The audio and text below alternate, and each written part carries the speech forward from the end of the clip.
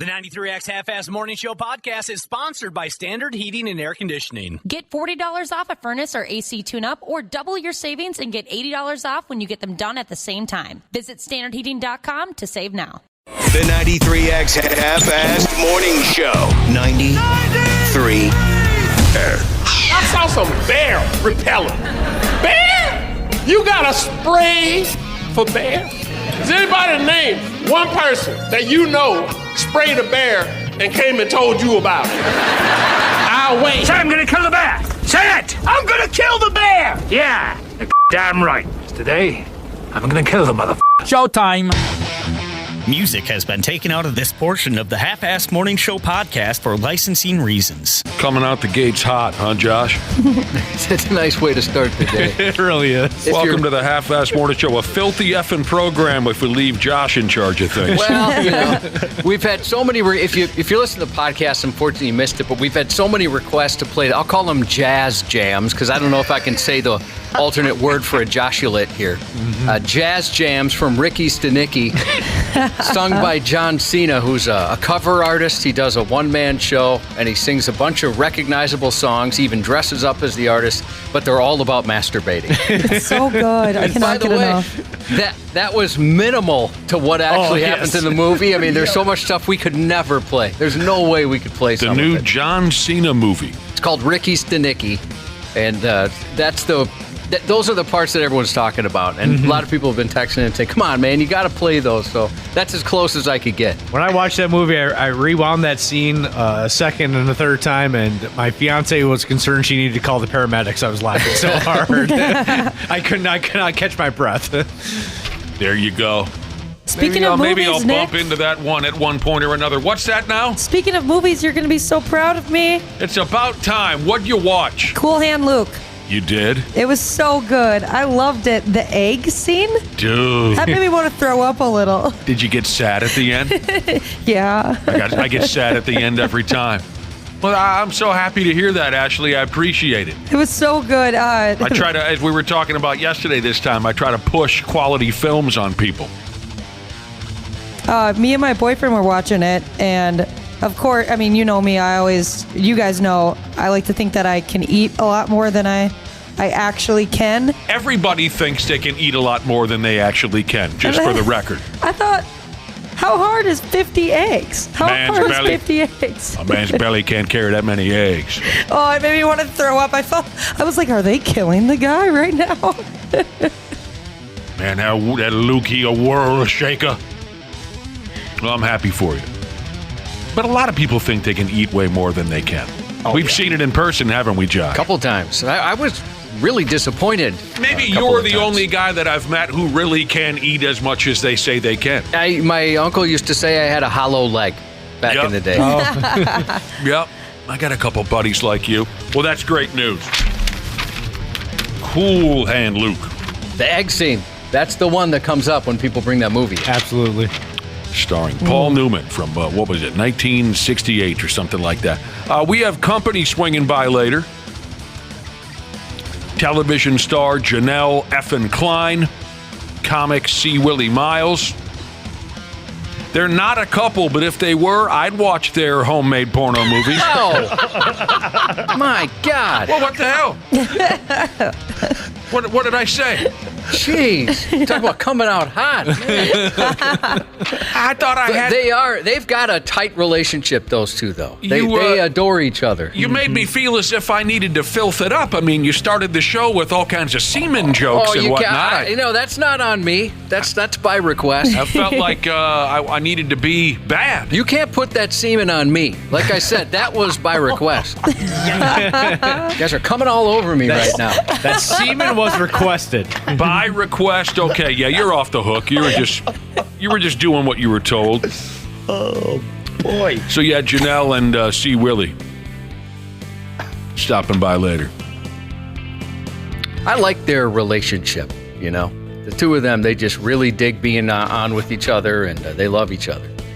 And, you know, it's kind of like... reminds me of another couple of people that I know. Oh, I can think of them, yeah.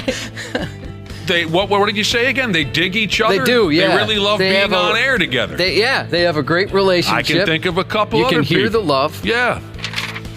Big Rig Fenders Jesus said, I did think it was a bit odd that they're almost always in the studio at the same time. That's on purpose. They C. Willi will join us when she's here.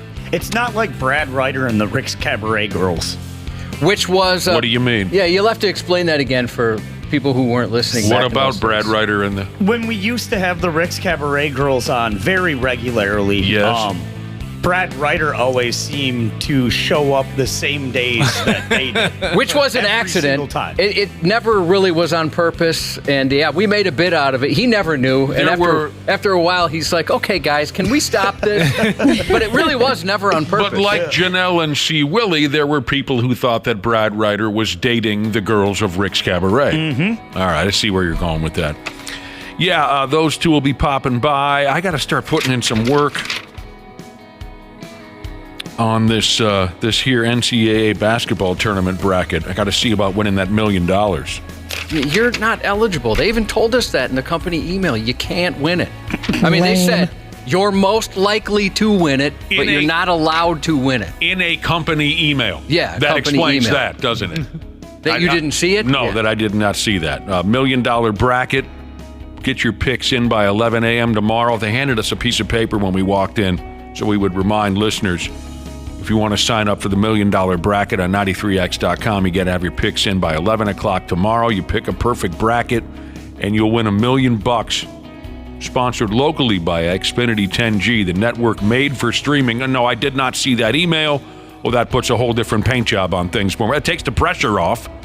It's a little less fun if $1 million isn't on the line. That takes the pressure off me. Last year, I was gassed on day one. I hate when that happens.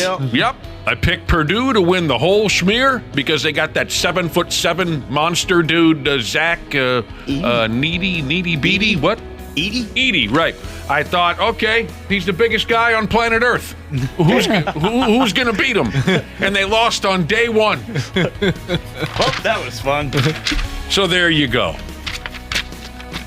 What else is going on around here? Dudes, Josh, Dana, Wapple.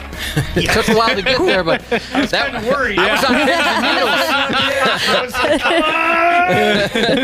Have I been doing it wrong? Is he going to be included in this dude conversation? That was more of a challenge than it should have been. I'll admit that.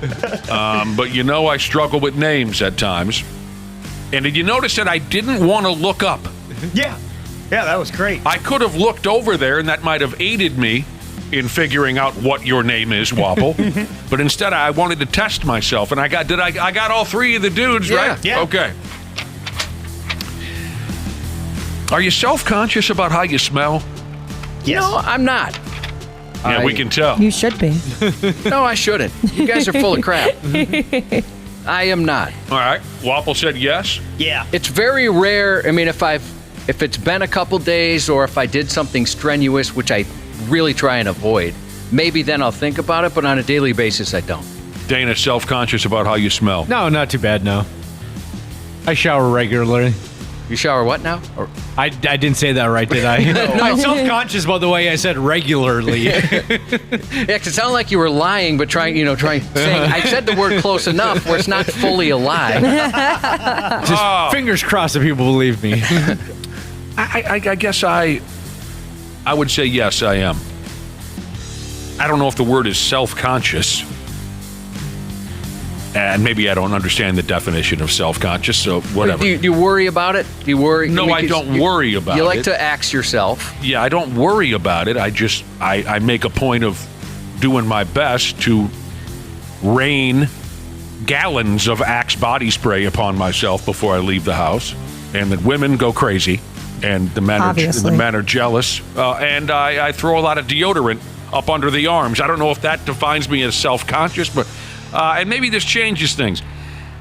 This directly deals with millennial men. Are any of us millennials? Dana, are you? I believe I am, yes. I think you are too, Wapple. Okay. In a survey of millennial dudes, 72% of them said they're anxious about how their body smells on a typical day. 52% of them worry that they have BO and aren't aware of it. That's what I don't like. Like, I smoke cigarettes, so I know I probably smell like cigarettes. Sure. Even though I don't smell it on me. But I can't stand the smell of BO. And, like, if my armpits smell really bad, I can't deal with that scent. Well, that odor. Unlike the rest of us who enjoy that odor. Yeah. I bathe in that. I know a couple girls that say they like it. Not when it's like overwhelming, but they right. like a little bit of Sure, it. a little musk. A little stank. Just a little dose of it. 59% of these millennial men say they'd like someone to tell them if they smell bad. Yeah, you know, I have friends who love to bust balls no matter what, and if there's any imperfection whatsoever, or anything about me, they love to point it out, and oftentimes rudely, and sometimes where I cry about it later. Oh, that's great. So I don't think, I couldn't go a day without, if it was bad, somebody would say something. We all probably, it crosses our mind once or twice. I only once noticed smell coming off of you, Josh, and that wasn't your fault either. Just like all those semen jokes that you pumped out to start the show, that wasn't your doing, that was by request. And when you smelled like a gorilla's ass, that also was not your fault because it was your 30th birthday and you were drunk as balls. Oh, man. That's probably the second drunkest I've ever been. I was having so much fun talking to you that evening, but it was difficult because you smelled like a gorilla's ass. Yeah. You were just so drunk and excited and bouncing around the party till there was a surprise. Was it a surprise party? Was it No, a surprise? it wasn't a surprise. Okay. A friend threw it for me, but she told me it was coming. It was so much fun. He's racing around the room, talking to everybody and thanking them for coming, and you just built up a froth. Yeah. Well, and after a while, it was just, oh my God. Every time you walked up and said, so how am I doing? Am I drunk? I feel like I'm drunk. And I just have to back up. That was only one time. One time in 20-some, 5, 7, 8 years is pretty good. Yeah, that's back when I was landscaping, too. And I can't remember if I worked that day, and maybe that was a part of it. But Sure. But yeah, I do remember sweating my nuts off there. And then we got up on stage and played a couple of songs. Sweating my nuts off. Yeah, you were. Yeah, we're under the lights, up there. We played a couple of Kiss tunes. Or even Def Leppard. I can't remember what we played. Was it overly warm in the place, or you just... Well, it was just packed, dude. Yeah, there was just a lot of people. Okay. A packed club. Hey, this is nice. Thank you, Michael. He said, I smell great, especially when I'm asleep and I don't know he's there. That's awesome. That's always refreshing to hear. Yeah. It's all those sleep toots. I got a couple people texted in saying... I know a sleep tutor. Me too. It's not so much about BO that they worry about, it's their breath that they worry about. I didn't even consider breath. I worry more about that than I don't really think about it. That'll send folks just reeling. Bad breath. Because have you ever been like in a car with someone and you can smell it, like you're not even really next to them, but you're like, oh man, that person's got some bad breath. Yes.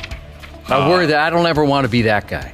My old man, the majority of what he took into his body on a daily basis was, the great majority of it was beer, coffee, and cigarettes. And there were some days where he and I'd be riding in the cab of his pickup together and he'd say, so, how's work? Ew. And I would go, oh my damn. We're pulling over and we're going to get a pack of certs. You know what I'm saying? Yeah. We're pulling over, we're going to get some Tic Tacs, dude, because I just smell nothing but straight up caffeine and nicotine. Here's the part of this survey on dudes and their levels of anxiety over how they smell. Here's the part that grabbed me. They asked about the body parts that men are most concerned about smelling bad. And Nuts. Of course, Nuts. You're crazy, dude. I'm not crazy. No, nuts didn't land on the list, Waffle. Really? No one cares what their nuts smell like.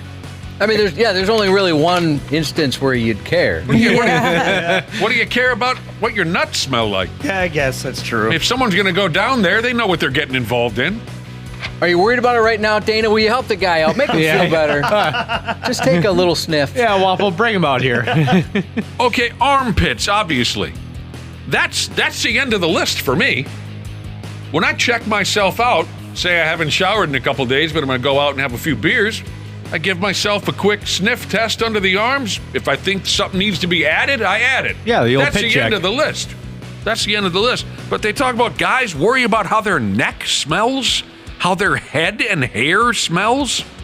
Never crossed my mind once. There are guys who worry about how their arms smell. Can your arms even smell? Right. It's weird. There are guys who, we got some real anxiety happening Yeah. here. There are guys worried about what their hands smell like. Never crossed my mind once in my life. Any of those aside from the old Pitskis. I understand the hands because of cooking. So, like I hate. There's times where I'll cook dinner and then come here in the morning, and I guess even though I've washed my hands a couple times, I just can't get rid of, like, if I use garlic or if I use onion, gets under the Okay. nails, Fair stays enough. there. I'm like, oh gosh, I need to do something about that. But I don't think anybody else would notice that my hands smell like garlic. I mean, yeah, you would have had to have juggled garlic loaves. What do they call it? Loaves? Cloves. You'd have to, you know what I'm talking about? It would have to be pretty overwhelming. Yeah. Yeah, we're some worried sumbitches out there, I guess. Do anybody here worry about their feet?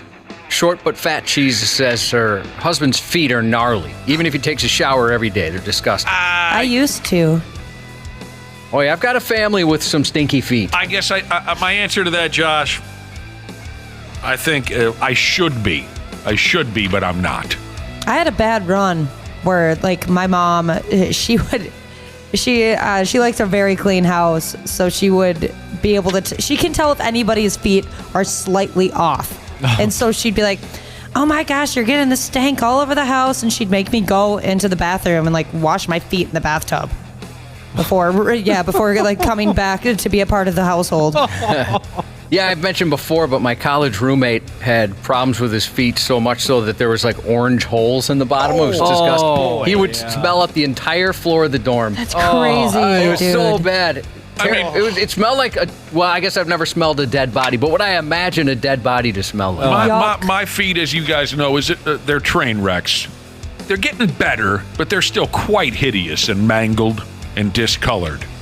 But I don't think that they smell any worse than the average hooves. So I probably should maybe think about that a little more, but I don't.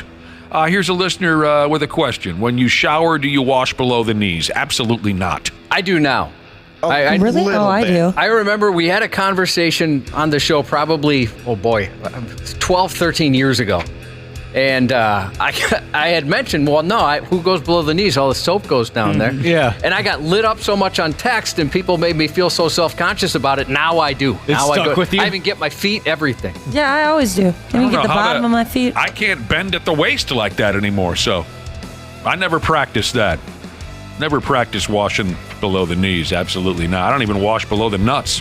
HVAC delivery, Jesus. I don't. What am I going to do? Here I am washing my thighs. I mean, who cares? HVAC delivery, Jesus said he showers twice a day. If he doesn't, his feet, after being in boots all day, could chase flies off a manure truck. Oh, I bet. I had an ex who had a very sweaty feet, smelly feet issue. Oh, It was God. a problem. Oh. Sounds like a problem. Yeah, I mean, she worked out a lot, and she just had the sweatiest feet, and she owned up to it. Like this, I'm not telling stories out of school here, but she knew, and she felt bad about it, and she would routinely wash her feet because they would just stink. When she walked across a tile floor, would she leave footprints? Yes. God help us. See, here's a good point. Jack Rabbit Jesus texted in saying, and a few other people have said the same thing. It's your clothes usually that have the smell on them. Yeah. Yeah, Yep. that's something I think about for sure. I feel that. There's a couple shirts where there's just no going back. Like I'll put them on and then I'm like, I have to check the pits beforehand. And I'm like, I should just throw this away. I wash my clothes way too much. I never do. Yeah, the exact same sweatshirt Nick is wearing right now. Yeah, you ruined it. Oh, yeah, you've washed that thing so many times? Yeah, the gopher. So it's a gopher, and he's got a hockey stick on it. And I just completely washed the gopher off, and now it's just a gray sweatshirt. That's hilarious. My girlfriend says to throw away the gray sweatshirt, and I'm like, why? It's a perfectly good sweatshirt. Are you wearing your Scene Clean sweatshirt again? No, I'm wearing a green one. Yeah, because you had a couple of days of that one. Yep. My like jeans, I buy them and then I wear them until they no longer fit, and there's no washing in between. I never wash That's them. what I was going to Maybe ask. every season. That's about it. Maybe every season. I wash them every single time but I See, wear them. so do I. What's the matter with you guys? I don't know. It's ridiculous. I'll smell them every once in a while. It's totally unnecessary. Even my girlfriend says that. She's like, you literally were just at work wearing jeans for like 4 hours. Like, why do you need to wash them now? I am the same exact way, Wapo. Like, when I do the laundry at home, I've noticed over the last couple months, like, where are all my boyfriend's jeans he wears? Why doesn't he wash these? And I brought it up to him, and that was the first time I ever heard of men, like, he's like, you're not supposed to wash them that often, or else you ruin them. And I was just in disbelief, so I've been asking people, like, how often do you wash your jeans? And they're like, I don't know, every couple months? What? The answer is never. And it's not because, what did your boyfriend say? You're not supposed to wash them that much because it'll ruin them. Yeah. That doesn't enter my mind. It's just, who cares? I don't do anything in these jeans that create any smell whatsoever. Yeah. Where do you put the boogers, though? Your jeans, Waffle. We put them on your jeans. I'll be totally honest with you. I have worn these same pair of pants probably for 3 straight months every single day. No Oh, way. really? I'm- Maybe it's different for women, I'm in though, the because same ours boat. are tight. I wear That's why you wear them more. I wear these jeans every single day of my life.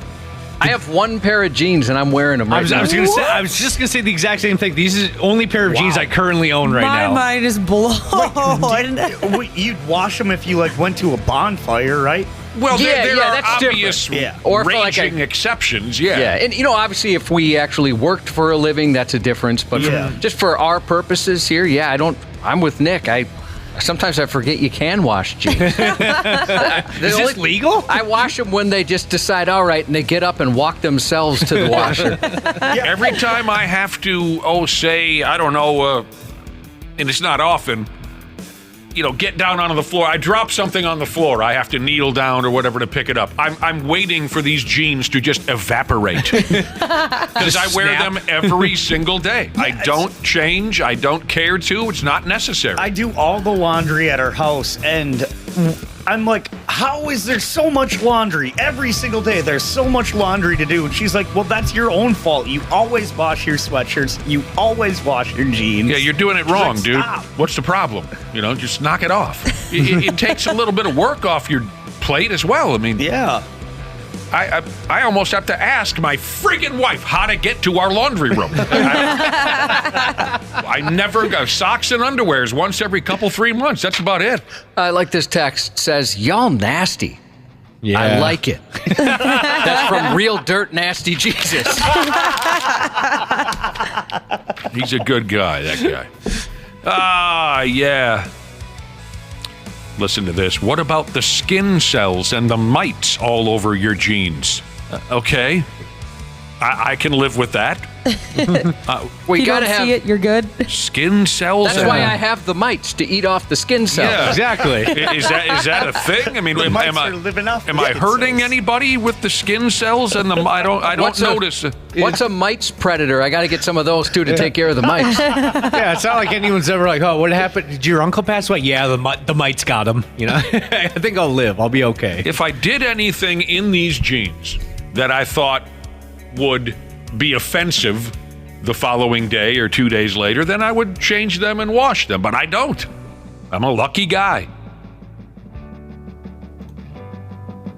Absolutely. Yeah, I'm like, I'll give them the sniff test every once in a while. Mm-hmm. But yeah, I really don't. I forgot, was that you or I forgot who said it, but I don't think you're supposed to watch them after every wash. Or everywhere. It's silly. it's Silly bad and for 'em. unnecessary. Yeah, you definitely don't want to wash them after a wash. That'd just be Yeah. silly. Yeah. And the last thing I'd want to do is to wash my jeans too often and ruin these $18 pair of jeans I got at clearance at Target. These are high quality denim right here.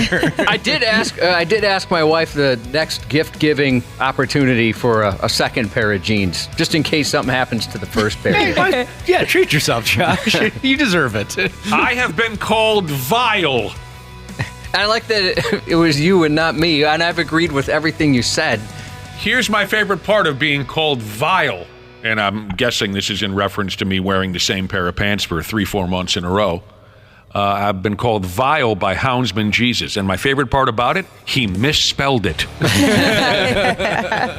V-I-A-L. Oh, great. Voice to text. I don't know. Come on over. Give these jeans a whiff. Insomniac Jesus said, as long as you change your drawers underneath daily, you're golden. Yeah. Mm-hmm. Uh-oh. Oh, every day? Oh, let's not be ridiculous with the every day of changing the underwears. That also was unnecessary. You ever flip him inside out? Just maybe get a different side on him? Just turn him backwards. Yeah. Sometimes when you're out of town, you got to do what you got to do.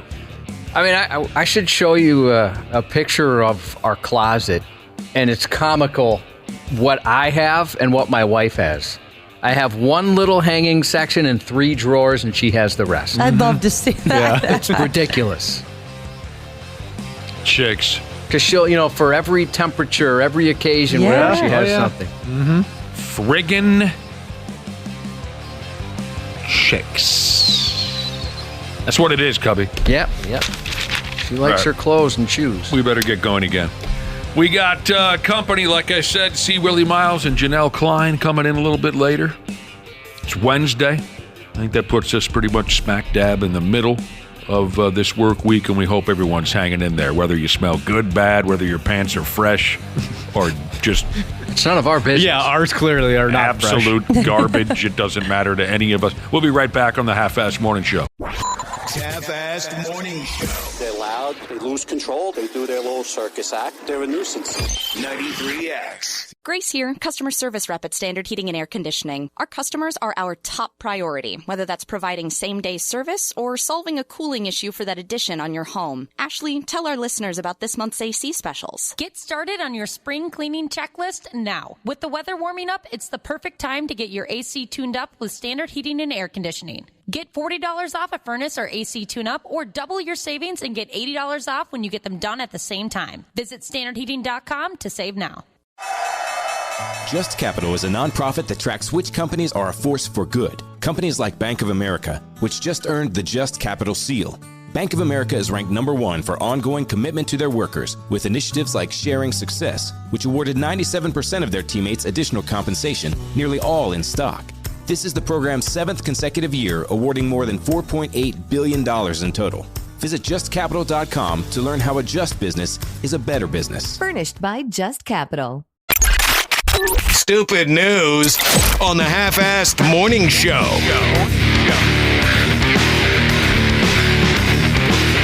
Here we up and go. Gonna start her off, by God. Stupid news. I personally think that this here kind of a thing, this would be tough to come back from. It would be tough for anybody to ever take you seriously again. A real estate agent in Australia. A real estate agent effed up real bad. She accidentally burned a multi-million-dollar property to the damn ground while preparing the house for one of those open house deals. Oh, that poor lady. I mean, it would never happen with Chris Lindahl of Chris Lindahl Real Estate. ChrisLindahl.com. They're hiring realtors. Do you know where else it would never happen? Where's that? With the John Schuster Group. The John Schuster Group? Never in a million years would that happen. Never. I don't even know why you'd have an open house when you can get a guaranteed offer from Chris Lindahl at ChrisLindahl.com. That's ChrisLindahl.com.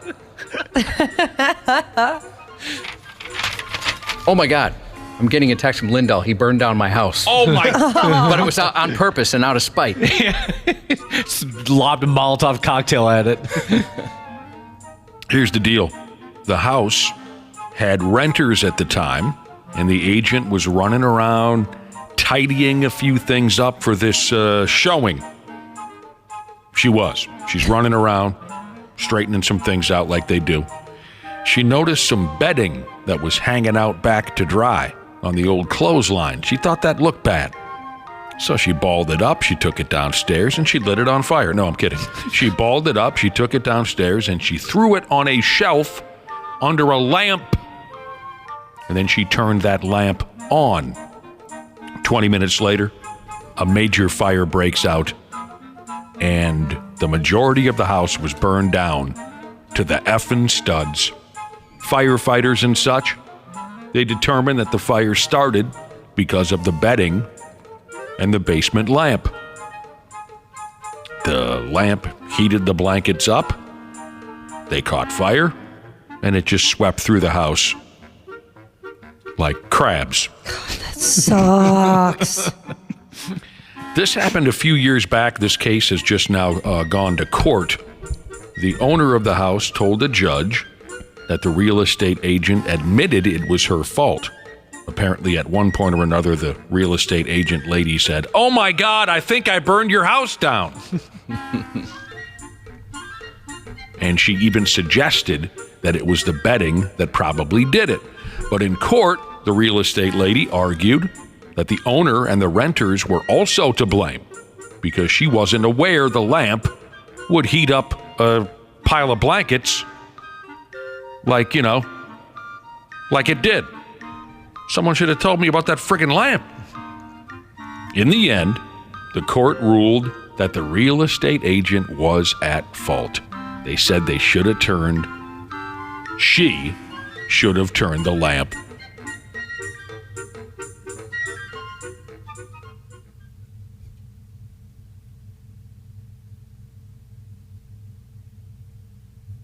off. Well done. The company that she works for, Cubby, the real estate agency that she works for, they're on the hook to pay all the damages. I bet they're pumped. But I'd imagine they have insurance. Yeah. You'd hope. Right? But, ain't that about a bitch right there? Mm-hmm. I mean, you guys wouldn't put something, clothing or something like that right next to a lamp, would you? Never, no. I'm like... Probably, yeah. I'm very concerned about that, actually. Yeah, I thought maybe that was just something most folks wouldn't do. Maybe I'm wrong on that. Oh, sure, I would make that mistake. I'm kind of brain dead when it comes to simple things like that. Or maybe you put like a red shirt over a lamp for a little sexy time. Ooh. Yeah, that scares me. Because of like the movies I've watched, and so I feel like I've seen that in movies before where they use that like little that scarf to go over a lamp, and I did that not too long ago, and I couldn't. I'm sorry. I had a hard time like not paying attention to it, even though like my boyfriend kept reminding me. He's like, no, like that's safe. Like, we're good. It's not heating up. I'm like, I don't know. It's going to burn the house down. You sound like a crazy person right now. Yeah. Jesus, did you guys hear that? I did. And by the way, Wapple, next time someone says, I feel like, jump in and say, hey, I'm the one who feels things. Yeah, I said it quiet. I said, hey, that's my line. I heard you. No, I was thinking when she said that, I feel like I've heard Wapple say that.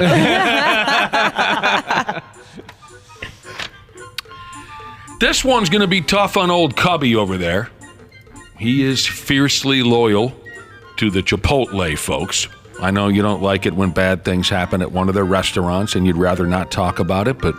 What's up with their sour cream? Why is it so good? Oh, dude, it's so good. I've tried to replicate it so many times. You've never gotten the sour cream at Chipotle? That's the Waffle, best part. It'll give me a tummy ache. Oh. You know what? I hope that never happens to me. I feel like when it comes to sour cream, I feel like, where are you, dude? I just told you, stand up for yourself when someone says they feel it. And again, you back down. Yeah. I feel like I've heard Nick say that before. Don't do that. You can't say that. It's my line. I feel like Wapple's statement about the sour cream, it was kind of a roller coaster ride. You have to stop it when he... Stop. Yeah, if he does say stop, you have... Dana, here's a lesson that I would have hoped you learned a long time ago. No means no. What does no mean, Dana? Say it. Means no. It means no. All right, so Cubby's not going to like this much, or other Chipotle fans. But Josh also knows very well that telling stories of dangerous morons and sick, derelict perverts is the heart and soul of any decent morning radio show. If we don't talk about morons and perverts, we just dry up and blow away, so we got to cover this. something terrible happened at Chipotle. At one of their restaurants in a place called Cumberland County, Pennsylvania, back on March 1st. A manager dude, a Chipotle manager, 26-year-old kid, he allegedly whacked one loose in a booth inside the restaurant. Local cops reported that the manager, quote, exposed his genitals. How do you say that word? Genitals? The cops said that the kid exposed his genitals and proceeded to masturbate in front of people while he was sitting at this booth. He's at work. Dude. Whoever his bosses are at Chipotle, they went ahead and suspended the kid with, quote, the intent to dismiss him.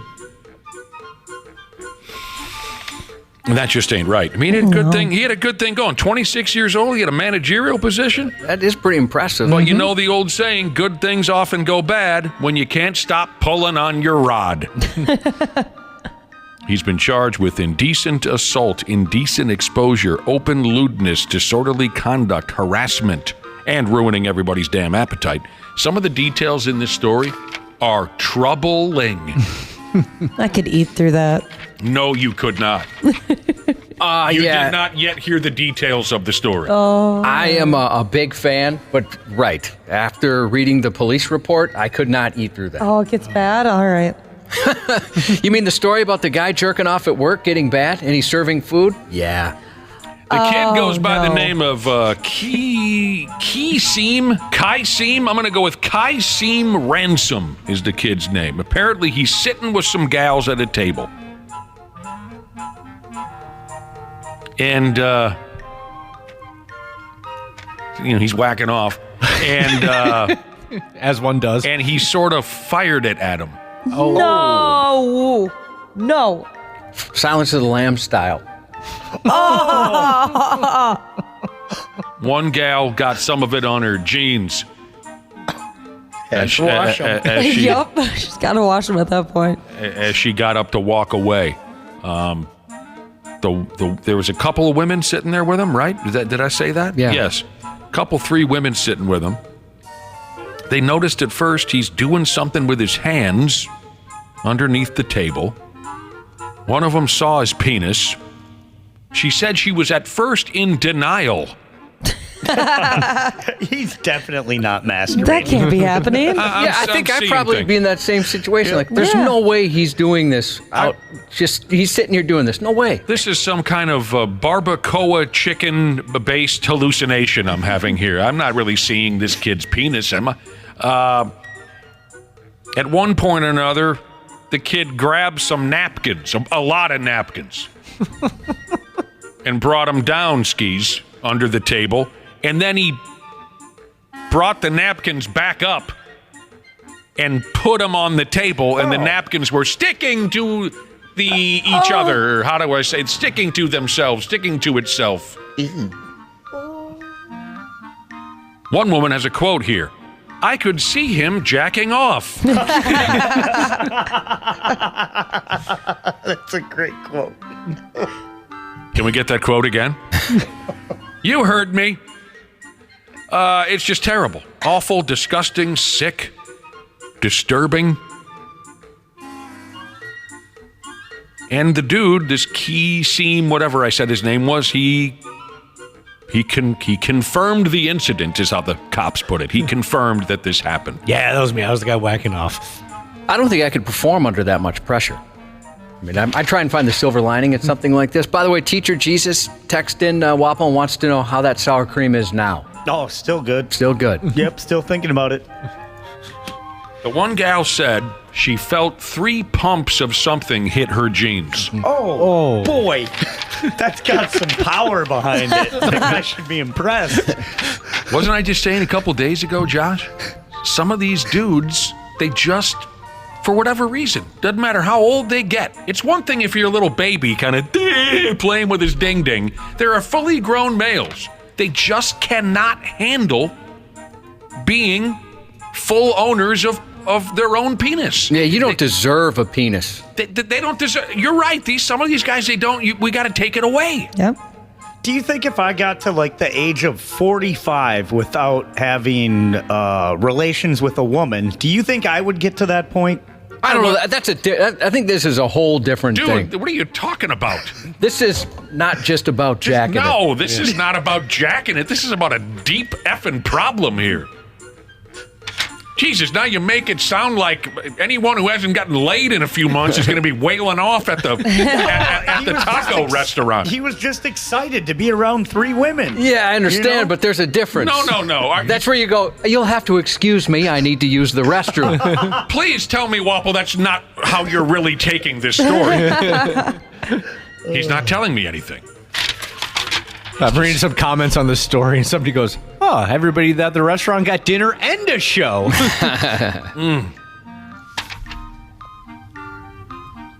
That's just... All right, where do we go from here? Oh, I don't want to say the restaurant, but this story reminds me, but some friends that worked at a particular place, and their code word was guacamole if an attractive woman walked in. Oh, sure. So make sure anybody in the back would come out and pretend they had to wipe down a table or something like that. Oh, that's good. I bet you've heard guacamole quite a few times in your day, Wapple. Yes. People screaming that when you walk into a restaurant? All the time. Ours was habanero. Oh, you had one too? Yeah. Fun. Yeah, at McDonald's. We got to get one around here. And then the Dirty Bird, it was just attractive lady up front. Dirty Bird? Attractive what? Yeah, the Dirty Bird. Red Robin. Yeah. I see what you're saying. Yeah. At the Dirty Bird, you guys weren't bright enough to come up with a code, so you just said attractive lady up at the front? Hey, there's a hot girl out there. Yep. All right. I'm glad we got that covered.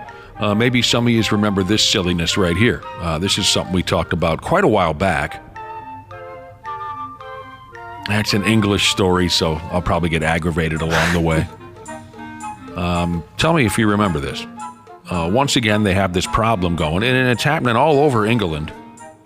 Some lunatic shaving all the pussy cats in town. You remember that? Mm-hmm. Of course. The phantom cat shaver strikes again, they say. Dozens of cat owners across the UK claim their kitties have been shaved. So here we go. They said there's somebody shaving our cats right down to the screws. Reports of cats being shaved first fired up in December of 20, then 22, and they're now, I guess there was a little bit of a lull there, and now it's happening again, and there have been apparently over 100 incidents in the two years. It's insane. I was told earlier it's National Alien Abduction Day. Strange this story comes out around the same time, don't you think? Definitely. I'd like to think it was aliens over what it probably is. The psychopath that's running around doing that. Yep. Word is the cats in town are limping home, all confused as hell. Poor kitties. And they're traumatized, and they just kind of live out the rest of their lives staring out the window, wondering why. A lot of folks are just straight up not letting their cats outside anymore. That's no fun. A cat should be able to roam around and raise hell at night. Folks think there might be more than one cat shaver running loose because it's happening in so many different areas. It's impossible that it's just one disturbed idiot. So no one knows what the hell's going on. It's a whole gang. If they let the cat out at night, they come back and it's just a pile of skin. That's freaky. Walking around. Oh, gross. Feeling bad about itself.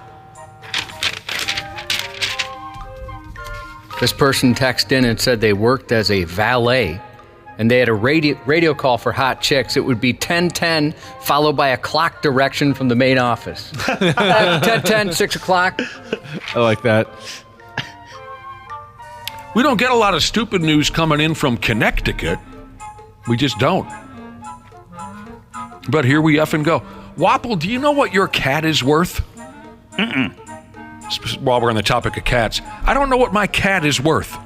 And we should probably each look into that before crooks start kicking down our doors. And I'll tell you this right now, if my cat is some kind of high-dollar, hot commodity cat, I'm throwing him out the house. I don't need that kind of attention. Yeah, you can have my 27-toed cat then at that point. Is it really 27? Yes. Whoa. Yeah, he never gets tired of this one. Oh, I knew Minnow had a lot of toes. I guess I didn't remember it was 27. He never gets tired of that one. Looks like she has little cute mittens. Here's the thing. 2 armed intruders broke into a house in a town called East Haven, Connecticut, looking to steal the cat. I was on my way home, called my wife, and she's like, I can't talk right now, I gotta call the police. Guys with guns came by, broke the sliding glass door, and she hung up, and I'm like, who's gonna come and do a home invasion for a cat? I mean, let's be honest. Yeah, you hear that with the dogs, right? People are stealing. Is it French bulldogs? Yep. That's the one everyone's taking? Frenchies. I got some inflammation on that a little later, Cubby. I do. One of my buddies from high school had a Frenchie and someone stole it. That's messed up. They got it back 2 months later, Oh, 3 months good. later. Frenchie. There was a foreign exchange student that came to my high school when we were seniors. We gave him the nickname Frenchie because he was from France. And he was very valuable because he looked 35 and we could send him off to the liquor store to get us hooch. Oh, those are the best friends. Yeah. I walked in there with him once and it was awesome because he had such a thick accent. And the guy behind the liquor store was like, "Can I help you?" And he said, "I would like a keg of a Budweiser." And it was just, he looked 35. Okay. I've never heard of this kind of thing before. Armed intruders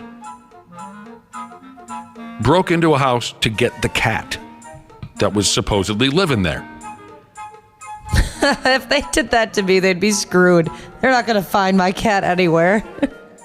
What do you mean? She hides. She hides. Oh. She's got good spots, too. Well, how offended would you be if she went right up to the intruders? She hides from you, but not them. You know what? At that point, she can go with them. Save me. Take me out of here. I mean, these guys were violent, at least in their initial approach. Someone living there at the house told the cops that the 2 dudes tried to get in through a side door. The folks in the house fought them to keep them out.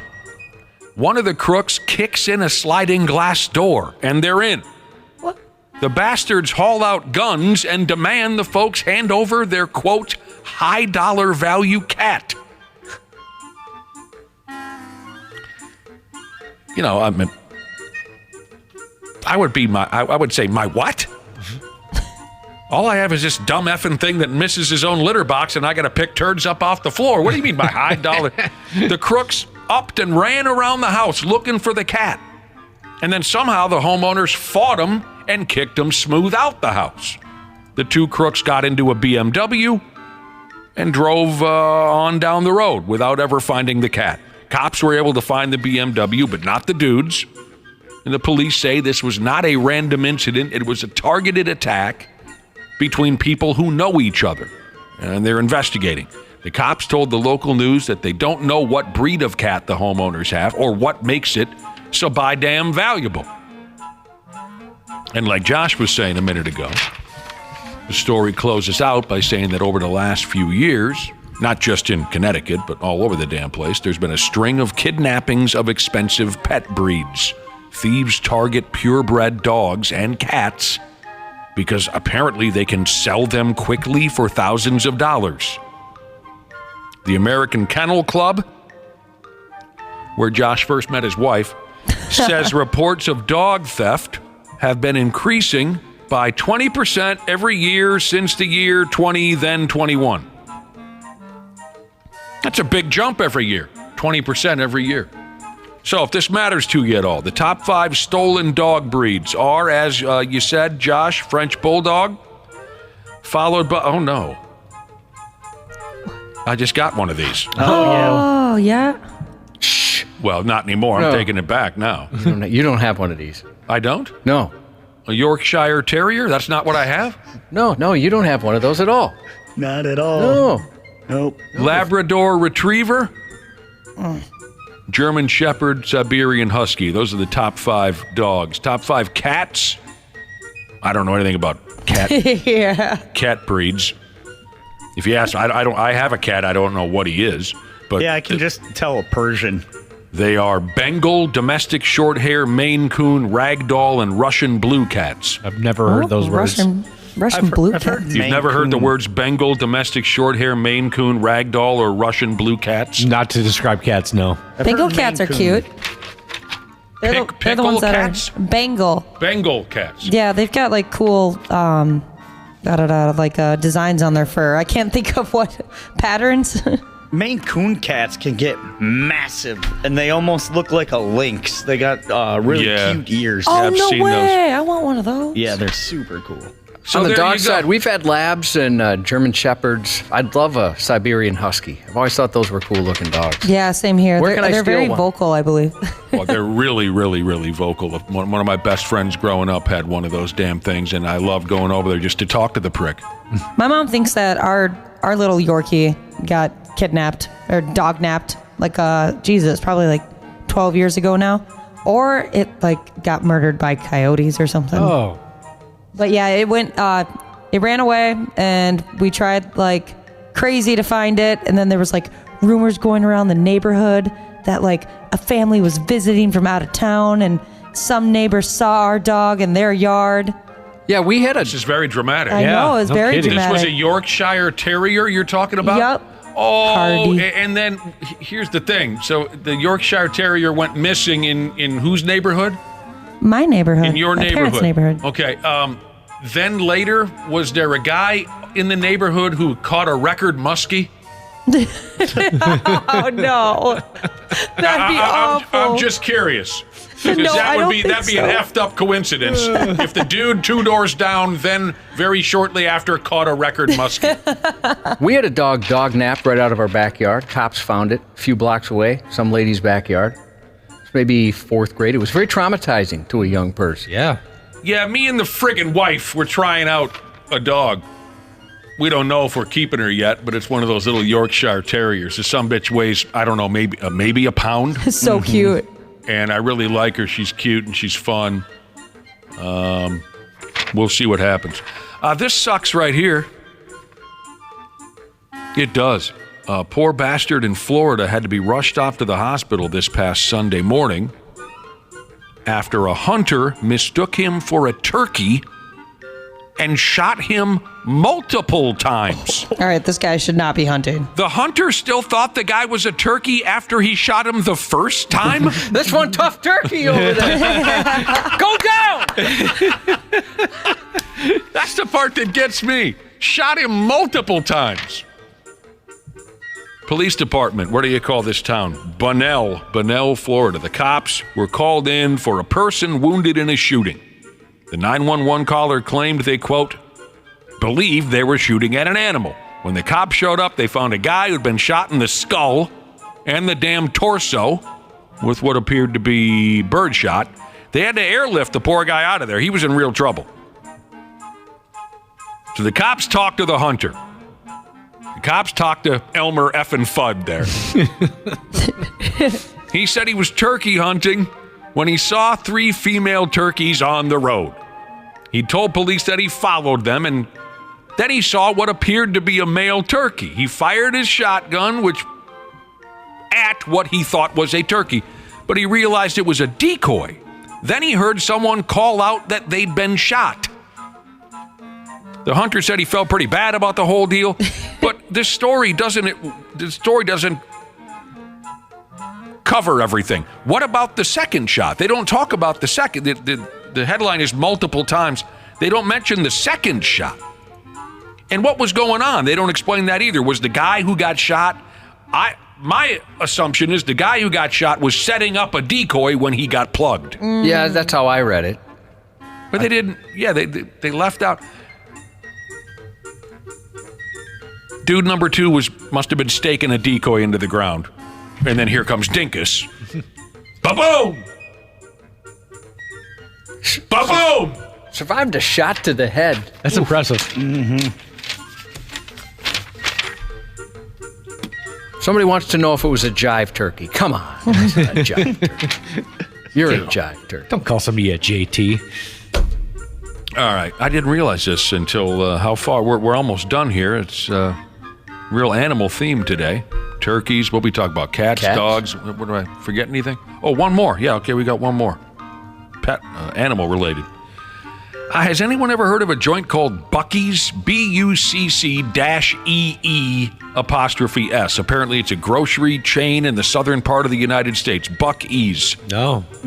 I read up a little on this Buc-ee's, and it says here they have gas pumps, clean bathrooms, caramel popcorn, Texas-style brisket sandwiches, fresh beef jerky, T-shirts, hats, blankets, mugs, and more. So maybe more like a Walmart, maybe. Yeah, what are we doing here? Not at being at Buc-ee's now. You had me at brisket. Mm-hmm. Yeah. They got a really cute mascot. Yeah, they do. I agree.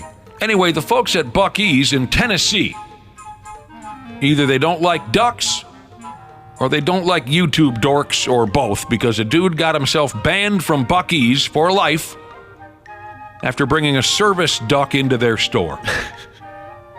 This is in a town by the name of Seaverville, Tennessee.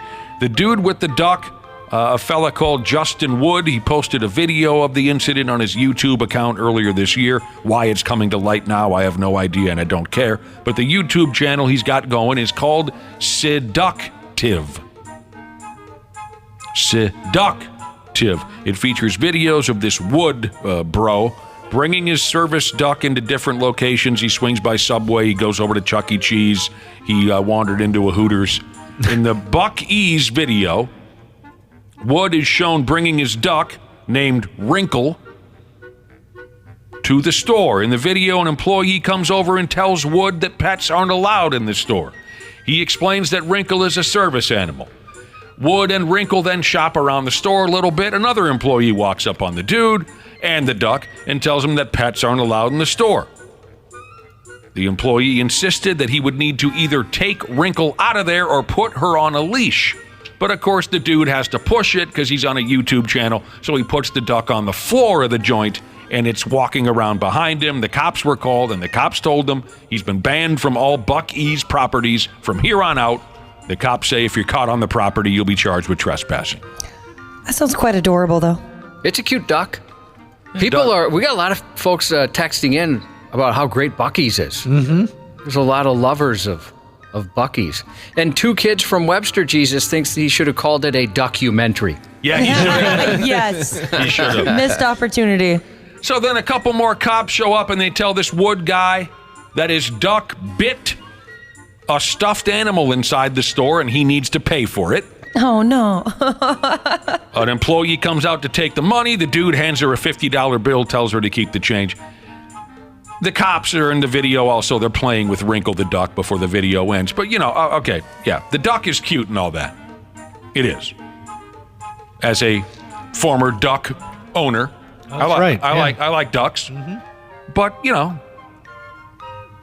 stores have policies, and you have to follow them. At least we used to. Now everybody thinks they're special. It's just not that hard to follow the rules. Most of the rules are pretty simple. Put a shirt on, put some shoes on, don't be wildly intoxicated, don't be cussing up a storm, just be an adult. But of course, the guy's a YouTube guy, so it's probably much more valuable to him to have a video where he gets in trouble and the cops can show up and he can be the good guy and everybody else can be the bad guy. That's the way I look at it. Yep. Texas carpenters texting in from a Buc-ee's parking lot in Denton, Texas right now. Oh, that's awesome. Yeah, another Get some fan. brisket. I just saw that they have a couple world records. They have the record for the world's largest convenience store. There's one in Tennessee, and they also have a record for the world's longest car wash. Does it say how long that car wash is? 255 feet of conveyor. I'm glad that's in distance and not time, because sometimes those lines can take a while. They can. Birdkeeper Jesus said there's a Buc-ee's coming to Wisconsin Dells if we want to experience the joy. I always heard Wawas are pretty cool. I've heard good things about same here. Wawas. Their sandwiches. I don't know. I'm completely content with Walmart. I love that effing place. I do. Folks are saying it's more like a giant Quick Trip. That's kind of what Buc-ee's is. Oh. Well, fair enough. Just don't bring your damn duck unless you put it on a leash. We got to take a break. We'll be Ducks back eat free at Subway, though. I saw you go to Subway. Ducks eat free at Subway. Ducks eat free at Subway. Yep. I hear And they you on all that. want sun chips. That is a Mitch Hedberg reference. Oh, fair enough. We'll be right back on the Half-Assed Morning Show. Sports on the 93X Half-Assed Morning Show. Is that the key for any pitcher, though, Jose, is make sure your legs are strong? You know, I am the grizzly bear. Yeah, you are. I am the grizzly bear. I got... Sometimes I call, to my people in the clubhouse. Bro, I feel like a fat boy. I'm fat. What is the story with today's athletes? Why can't they keep from cursing on television? It is kind of weird, isn't it? It's ridiculous. I mean, I don't think that was necessarily on purpose, but it seems common knowledge you're not allowed to swear on broadcast television. I don't get it. I watched sports for the first 45 years of my life and never heard an athlete curse on television, and now they just up and do it. Yeah. I mean, it's jealousy. Is what's coming out of me right now. Oh, you're jealous they can swear? I'd love to curse my ass off, but that'd be fun. You're not supposed to. But these guys just, F, suck this, F that. They just it's a lack of respect, Josh. It's the young kids don't. That's some big giant reliever for the Phillies. What's his name again? Jose Alvarado. He's a hell of a beast out there on the bump. He's a big guy. Yeah, he's a big dude. I just clean it up. Got a little too comfortable there. Kids listening. Clean it the hell up. What else is going on? Here's the deal. We got Willi, Myles, and Janel Klein and Randy Shaver all joining us in a half hour. I'll give you a quick heads up on what's happening. The Pigs won 4-0 in Anaheim. That's a good thing. The Wolves fought like hell, but they couldn't beat the Denver Nuggets last night. They were shorthanded. Golden Gopher basketball won last night in the National Invitational Tournament. They beat Butler. So there's still that chance that they can take on Steph Blurry. Steph Blurry plays tonight. And the boys' high school basketball tournament starts today. We'll tell you all about that. We got to take a quick break, though, and come back with Josh's news. Half-Assed Morning Show. They're loud, they lose control, they do their little circus act, they're a nuisance. 93X. Grace here, customer service rep at Standard Heating and Air Conditioning. Our customers are our top priority, whether that's providing same-day service or solving a cooling issue for that addition on your home. Ashley, tell our listeners about this month's AC specials. Get started on your spring cleaning checklist now. With the weather warming up, it's the perfect time to get your AC tuned up with Standard Heating and Air Conditioning. Get $40 off a furnace or AC tune-up, or double your savings and get $80 off when you get them done at the same time. Visit standardheating.com to save now. Are you ready for hard-hitting observations? Reality remains reality, no matter how hard you try to ignore it. The Ben Shapiro Show brings you all the news you need to know in America today. Again, I'm all here for the pop culture, people dating each other for the press. Ben breaks down the culture and never gives an inch. Every so often, and by every so often I mean literally every 27 seconds so the producer gets fired. The Ben Shapiro Show on YouTube or wherever you listen. Half-Assed Morning Show. 93X. He calls dispatch, I think it was 18 times roughly. I need to talk to the chief. Your employees, the ones I pay for, call the chief and you get the chief on the line. Page the chief. The ones I pay for. That's a good bit. It'd be nice if your parent thought you had too much homework and wanted to do something about this, but this guy went a little far. An Ohio father's growing frustrations about the amount of homework his child had to do at school led him to being arrested.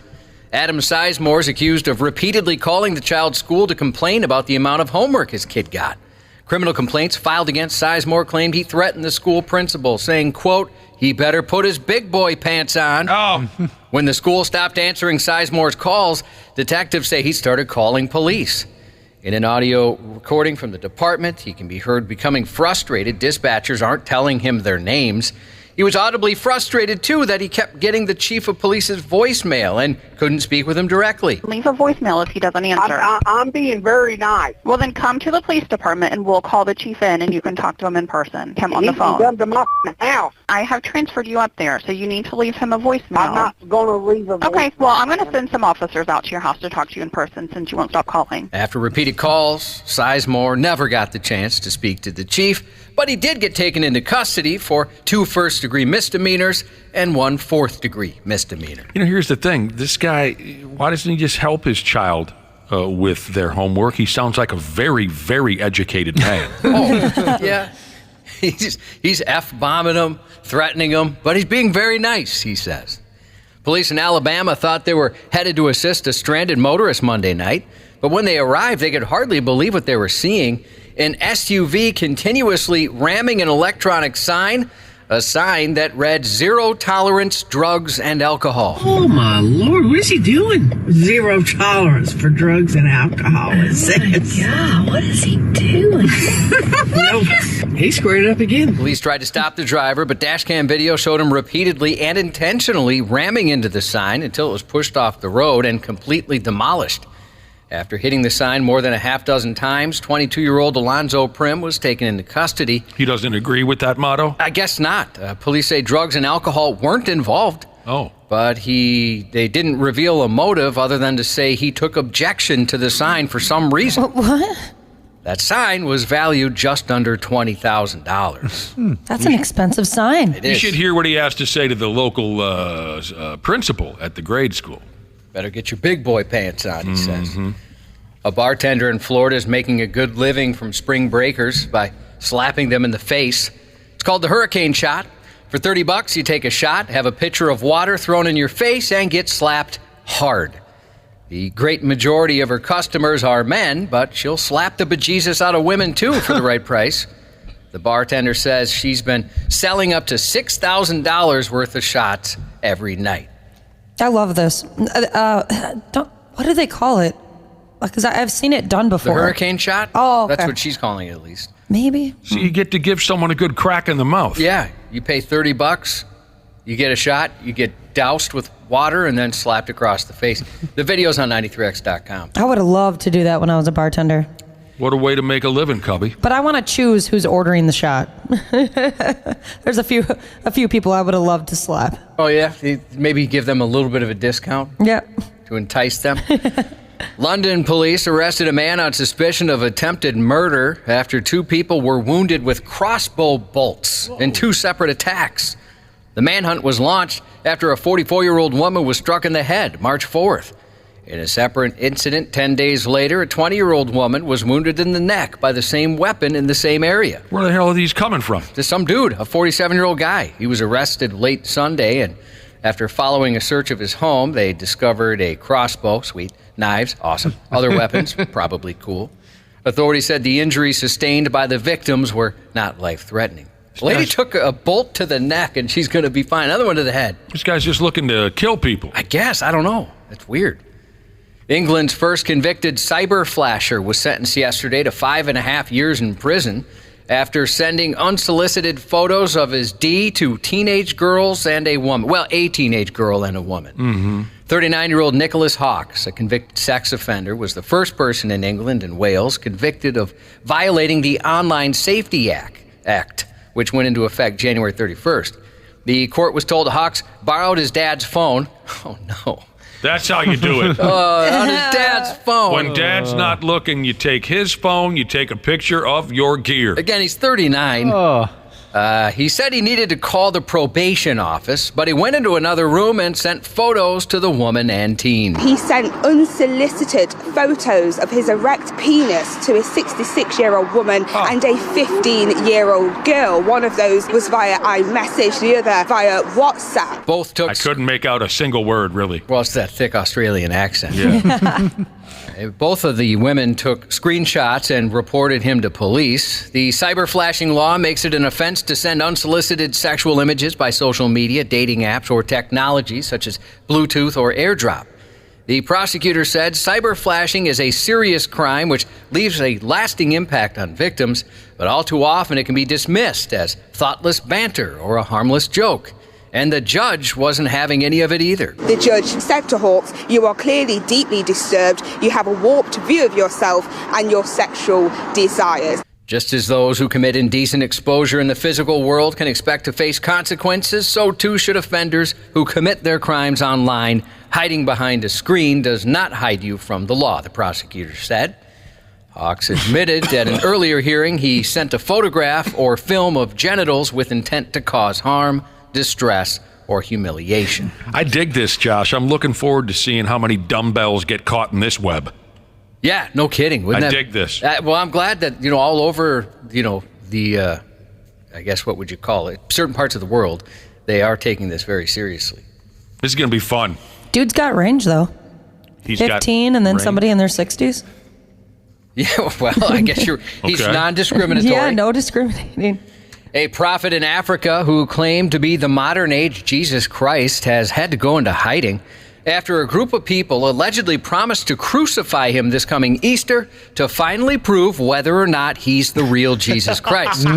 Jesus, it's a kind of put up or shut up kind of a thing, huh? Yeah, and apparently it's a mixed. I mean, some people are saying, BS. Okay, if you're Jesus, let's crucify you and see if you come back in 3 days. Others are saying, no, I think he is, so we might as well crucify him just to show you morons he is Jesus. And he's like, wait. He can't friggin' win. No, yeah, so everybody wants to crucify him, but for much different reasons. Half on his side, half against him. And he's thinking, what the hell have I done? After learning, because I'm sure he's thinking, well, the believers, they'll back me up, right? We'll kill him before. We'll kill him before you guys do. After learning of the plot, the self-proclaimed prophet ran to police and filed a report about the group of people planning to crucify him. Man, I would have run too, yeah. And he has since gone into hiding as police investigate. F me. What a mess he's gotten himself into. Didn't think that went all the way through. That's my favorite news story in a long time. He's thinking, I opened my big mouth again. I don't see anything going wrong here. What a dope. During an attempt to pull her over for erratically driving on a grassy boulevard, a Florida woman allegedly flipped off a deputy and then yelled, she hates police. The incident began 2:25 p.m. Saturday when a Monroe County deputy observed 35-year-old Darla Vidal driving on grass at a high rate of speed. The deputy attempted to pull her over, but she wouldn't stop, instead continuing to swerve from the road back to the grass. She gave the middle finger to the deputy before nearly hitting a deer, stopping in the middle of the road, and then running toward the deputy, screaming she hates police. She was arrested for her childlike behavior. She's obviously a bright one. Well, I can't believe the cops were picking on her like that. Lady's just trying to speed down the grass. Yeah, A traffic stop led to the discovery of skeletal remains in Mississippi. Natchez Police Commander Jerry Ford said officers pulled over the driver of a small pickup and detained him after seeing drug paraphernalia in the vehicle. After the driver was detained at the scene, he told officers something spontaneously, which immediately got their attention. He said he had information about a dead body nearby. I actually went off in the woods about maybe 10 feet and discovered that there was a dead corpse. Police say the body had been there for quite some time and that all that was left was the victim's skeleton, but the head was missing. Really don't want to speculate as to what his role is or what he know or don't know, but we're just basically sticking to the facts at this particular time, trying to see where it's going to lead to. This guy missed out on a career in phone sex, I'll tell you that right now. The remains were sent to the Mississippi State Crime Lab. Also in Natchez, Mississippi, beekeepers were summoned to round up thousands of bees when an 18-wheeler hauling their hives overturned Sunday night. We were just chilling, minding our business, doing our thing, and then that's when you hear a loud boom, and I'm like, oh, wow, it was crazy. Josh, if this ever happens when you and I are going down the road, get me out of there, because I'll be petrified. You don't like bees? I hate those bastards. Oh, yeah. No injuries were reported as a result of the crash or the ensuing bee swarm. This has been happening a lot lately. Didn't it happen not that long ago? Yeah, it was like a few weeks ago. Yep. Another one. You're getting smarter, Wapple. The bees are knocking these semis over. Yeah, the bees are going to take over. The bees are not. The bees are sneaking into the cab of the semi, stinging the man on the... They've been watching us for years, figuring us out. Hey, I've seen the cartoons. You know, they fly in a group and they make arrows or, hammers, and then they destroy the truck. That's how they communicate. Yeah. A Michigan man was arrested Saturday after crashing a stolen tree trimmer into a wood chipper, carrying a wood chipper, before leading police on a chase, which included a stolen dog. Michigan State Troopers received a call at 4:30 p.m. Saturday about a large tree trimming truck pulling a wood chipper being driven recklessly. As troopers tried to find the truck, dispatchers received additional 911 calls about the truck's operator driving off the road and hitting mailboxes. Oh, no. With multiple callers reporting the truck had nearly struck several other vehicles head-on. Officials said police received information the truck had been stolen and was chased by police earlier that same day, but officers then ended their earlier pursuit after the truck struck a squad. Police were also told the suspected truck thief was possibly armed with a handgun, had stolen another man's dog, and was under the influence of crystal meth before the chase began. Well, I suppose you got to be under the influence of something. Hey, you want to steal a car? Yeah, I'm in. Well, what do you want to steal? That BMW over there? Well, no, I got to look at this big fat-ass tree trimming vehicle and it's towing a wood chipper. That's got to be the one, yeah. Eventually, a canine unit was called to find the 35-year-old suspect who had fled on foot after the tree-trimming truck crashed into a tree. No, nuts. And they also stole a dog. And a dog. And a dog. He took a dog. The Marietta, California Police Department has gained recognition this year for its creative placement of Lego heads over suspects' faces on mugshots, leaving many of their social media followers wondering why. In a message posted Monday, the department explained on January 1st, a new law restricted how and when law enforcement agencies in California could share photos and mugshots. Police said images of suspects involved in nonviolent crimes are prohibited from being shared, barring specific circumstances. The new law also requires mugshots posted on social media be removed after 14 days unless special conditions exist there, too. The Marietta Police Department prides itself in its transparency with the community, but also honors everyone's rights and protections as afforded by law, even suspects, the Post read. While some commented with complaints that the California was spending too much time protecting the rights of criminals, and others argued that those arrests are innocent until proven guilty, many commenters think everything is awesome because they find the Photoshop Lego heads hilarious. They are pretty funny. I bet. And I love that they put different expressions on their Lego faces. It's not cute. just all the same thing. Today brings the series premiere of Palm Royale on Apple TV+. Kristen Wiig plays a woman desperately trying to break into Palm Beach high society. Palm Royale also stars Josh Lucas, Leslie Bibb, Laura Dern, Allison Janney, and Carol Burnett. Kristen Wiig will join Jimmy Fallon tonight.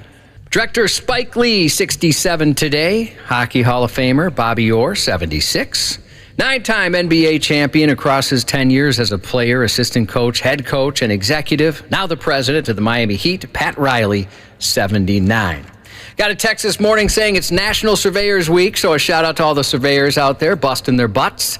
And Backyard Haircut Jesus wanted to shout out his foreman. He said it's not his birthday or anything.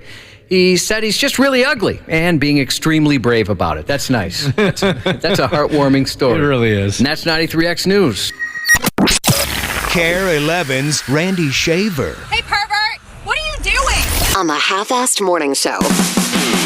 Josh Alexander throws the ball in. Jamil Telford launches it and misses. Minnesota wins 73-72. They advance in the first round of the NIT. Really big. Super excited to get out there and continue to play. Excited to have a postseason opportunity. Obviously, you want to be in the big one in the NCAA, but we will gladly take this as a postseason step for our program. Going against a really good Butler team, but just the opportunity to continue to practice and to play and to again move the needle with our program and what we're trying to do to establish consistency and to again keep having that winner's mentality. I think this is a great step for us. All right, Ben Johnson, we'll get to you in a few minutes. We will. First off, though, everybody wants in on what we got going on here on the 93X Half-Assed Morning Show. Joining us at this time, Randy Shaver, Brad Ryder, C. Willi Myles, Janel Klein. Josh, it's everyone we deeply care about and Brad. It was what our old coworker used to say, one well-placed hand grenade. We'd lose it all. Isn't that in something? Just one moment, we could lose it all. Why do you got to do that to me? Come on. I don't think that was very kind. But funny. Brad Ryder, you know how I feel about you. You do. Okay. Sometimes we just got to bust balls. It's how we bond. Yeah. It's how we... Hey, Randy, are you there? Yes, I'm here. Great. That's great to hear. And C. Willi Myles, thanks for coming in. Janel Klein, my goodness. Pleasure to see you both. Good morning. And you guys. Good morning. That's been a minute. It's been a while. What, 2 weeks? More than that. Has it been more than that? Yeah, I was down in Arizona for that long. Oh, So Look at you all head to toe in white. Yeah. You look like maybe you were on a golf course I just recently. want that tan to pop, baby. Yeah. Hell yeah. What was I saying? Yeah, we got everybody here on the program. Randy Shaver. Are you Yes. are you watching the baseball game? I am. San Okay. Diego's up 2-1, top of the 8th, bases loaded for the Dodgers. The Dodgers just tied the game, 2-2. This is gambling related. No, it is not. It is the opener to the baseball season. Now, we don't need to start shouting at each other like we did yesterday. But, You're not listening. Randy, well, we've known each other for a long time, and we're both big baseball fans. I'm not trying to take a dump on baseball, but I've just never heard you so excited for the season opener. So that's why I'm guessing it's gambling related. No, it is not. Well, you're in some fantasy baseball leagues, are you not? Well, sure, but that has nothing. I mean, it's one game. But this is the beginning of baseball. So if you missed yesterday's show and you're not quite tuned into baseball yet, the big leagues sent the San Diego Padres and the LA Dodgers out to South Korea. That's correct. To play the first couple games of the season. And the game started at 5 o'clock a.m. our time. That's correct. Did you wake up for the first pitch? No. Oh, okay. No. You're not that sick. I'm and caught twisted. up. But I'm caught up. It's a 2-1 ball game, he says. Did you hear what the hell they were dealing with in South Korea with Shohei Ohtani being in town? Yeah, did the broadcast bring this up? Did they bring this up on the broadcast? Someone's looking to kill Ohtani. They're bomb threats. What? Oh boy. Now, of course, this could be an 11-year-old, in Texas or something on his computer, but they had three. The word is the game you're watching right now, Randy Shaver. There are 350 cops at the game, and they had a massive undertaking before the ball club showed up today to play because someone called in a bomb threat threatening to blow up Shohei Ohtani of the Los Angeles Dodgers. This is the sad, pathetic world that we live in now. Yeah. I mean, they rolled in 150 cops, bomb-sniffing dogs, X-ray detectors, and other equipment to search this dome that they're playing in. What a pathetic... He by the way, hit the roof of the building with a foul ball in this game. Way. Yeah. Hit the actual roof of the building. Give me the rundown. The players you remember doing that at the old Metrodome. Dave Kingman put it in the hole in the roof. Dave and the ball never came down. Did Ron Kittle ever send one up there? I don't recall. The only one I remember, and I was there that night, was Kingman. Yeah. Put it through the hole of the roof. And the ball never came down. Never came down. The worker had to go up the next day and bring the ball down. I thought Mickey Hatcher did too. Mickey Hatcher. There's a good old name. What's his nuts? Miguel Sano. Am I thinking he rattled? Maybe he rattled the roof of. Oh no, he rattled the roof at the Tampa Bay Rays ballpark. Sorry. Oh, he may have done that. Yeah, because he didn't play at the old Metrodome. So Ohtani hit the. Well, this is just Anyway, I just wanted to throw this at you. It's pathetic. It's sad. I hate this stuff. I'm so tired of the way we operate these days. I think Ohtani's wife is there too. Okay. Because they keep showing a cutaway of some woman clapping and after he got his base hit today. Okay. Wife's side piece. It could be whatever. Where's that lady that threw out the first pitch the other? Okay. What do you? Well, good thing it wasn't a credible threat, or they wouldn't be playing the game. They must have, they must have figured it out that there wasn't anything in there. What a disaster that would have been for Major League Baseball. Yeah. They didn't find anything. Oh, disaster for Major League Baseball. Jesus, that'd be a disaster for all. I'm just saying if they had to postpone the game. Yeah. I understand. I thought you were referring to if Ohtani that would be a huge was disaster. blown to pieces. No, Yeah. that would be It's a real twisted story what I have in front of me. Something about I don't even know what I'm saying here, but I'm going to go ahead anyway like I always do. South Korea's Consulate General in Vancouver, Canada received the threat by electronic mail. They said they're going to detonate a bomb during this ball game that you're looking at right now, Randy. The sender of the email, which was in English, claimed to be from a Japanese lawyer. There have been other messages and faxes over the last year, all claiming to be from a Japanese lawyer. But again, they poured 350 cops into the ballpark. I hate it. We shouldn't have to put up with garbage like that. All right. Well, if anything happens in the game, by damn, Randy, let us know. Dodgers are up 3-2. Oh, man. Oh, Rally time. And what's their magic number if they win? 161. Next week, Major League Baseball, at least here in town for the Twins, fires up. Yeah, I think they open on the road, don't they? Yeah, KC. They open in KC, I think, a week from tomorrow. Oh, real quick, back to the Dodgers real quick. This is kind of cute. They got a minor league ball club. The LA Dodgers do. The Rancho Cucamonga Quakes. Rancho Cucamonga. All right, Wapple, get it out of your system. What is special to you? It's special to me, too. The Young Bucks. AEW legendary tag team, the Young Bucks. The Jackson brothers are from Rancho Cucamonga, California. Every time they're introed on AEW, they mention that they're billed from Rancho Cucamonga. Who's their buddy with the video camera? He's also from Rancho Cucamonga. Brandon Cutler? Brandon Cutler, that's right. Oh, God, he is so funny. He's hilarious, Wapple. Yeah, he's with Boom Boom Colt Cabana now. Colt Cabana. Boom. You know too much, son. Yeah, no, that's only the surface, see, Willie. Yeah. He's holding it in. So the Rancho Cucamonga Quakes are playing a special series here at one point during the minor league baseball season. And you've probably seen this before. They changed their team name for the weekend to, for a gimmick. You know how minor league baseball is. And I think this is just to pay tribute to the Latino population that comes out and watches their ball games. So for a weekend series, they're going to change their name from the Rancho Cucamonga Quakes to the Rancho Cucamonga Cicadas, I think is how Cicadas. And everyone said, oh, cool. They're going to sell special hats. They're going to have mariachi, what do you call those folks, musicians. Oh, that's sweet. Right? But what the Rancho Cucamonga Quakes didn't know is that the word chaqueta, which is in their mind an homage to the jackets that mariachi players wear, chaqueta translates to a slang term for masturbation. Hello. The word chaqueta literally translates as jacket from Spanish to English, but it's also a slang word for masturbation.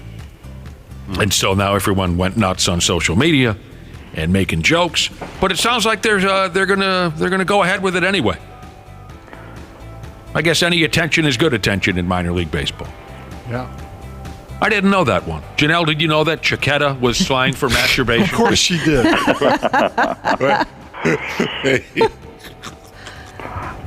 She did. No comment. She's not going to play along with that one. Well, she's going to play along though. Play alone?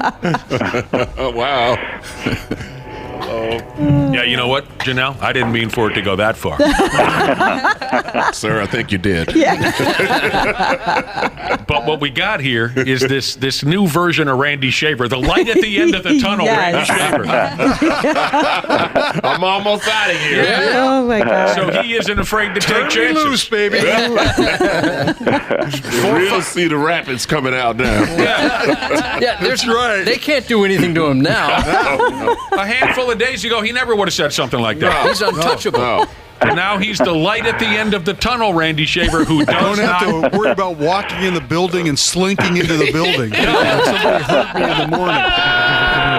What are they going to do? Fire you? Yeah, exactly. What are they going to do now? That's a guy. He doesn't give two F's right there. He's a Greg Olson.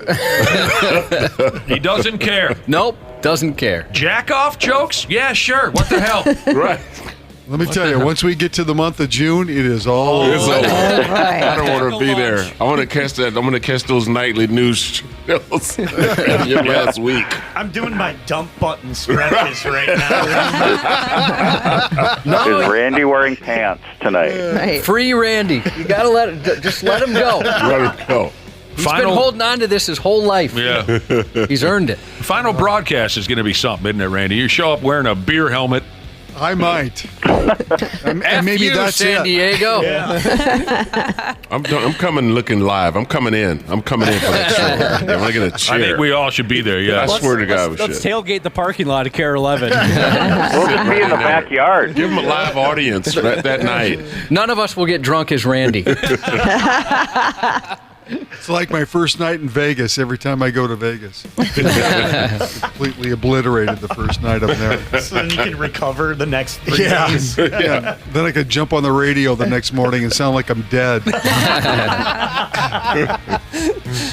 Remember when I saw you fresh off a plane from Vegas, Randy? Yes, I remember. Yes. This was a long time ago. Fill the rest of us in who didn't see him when you got off that plane. This was a long time ago. Probably 15 or more years ago. Oh, easy. 20 years ago. Easily that. Yeah. I was doing what I used to do all the time, getting terribly drunk on a Sunday. I was sitting at the Wayzata Bar and Grill drinking beer on a Sunday afternoon, and here comes Randy and his wife. And even though we had only probably seen each other 2 or 3 times in person at that point in our careers together, I noticed you look like garbage. And you've been walking kind of gingerly and whatnot. And I said to my Sunday beer drinking pal, I said, I'll be right back. I got to go say hi to this fellow over here. And when I walked up on him and the wife sitting they had a booth and they were getting ready to order something for lunch, I said, hey, ass man. And Randy kind of made this sound. He kind of just went, oh.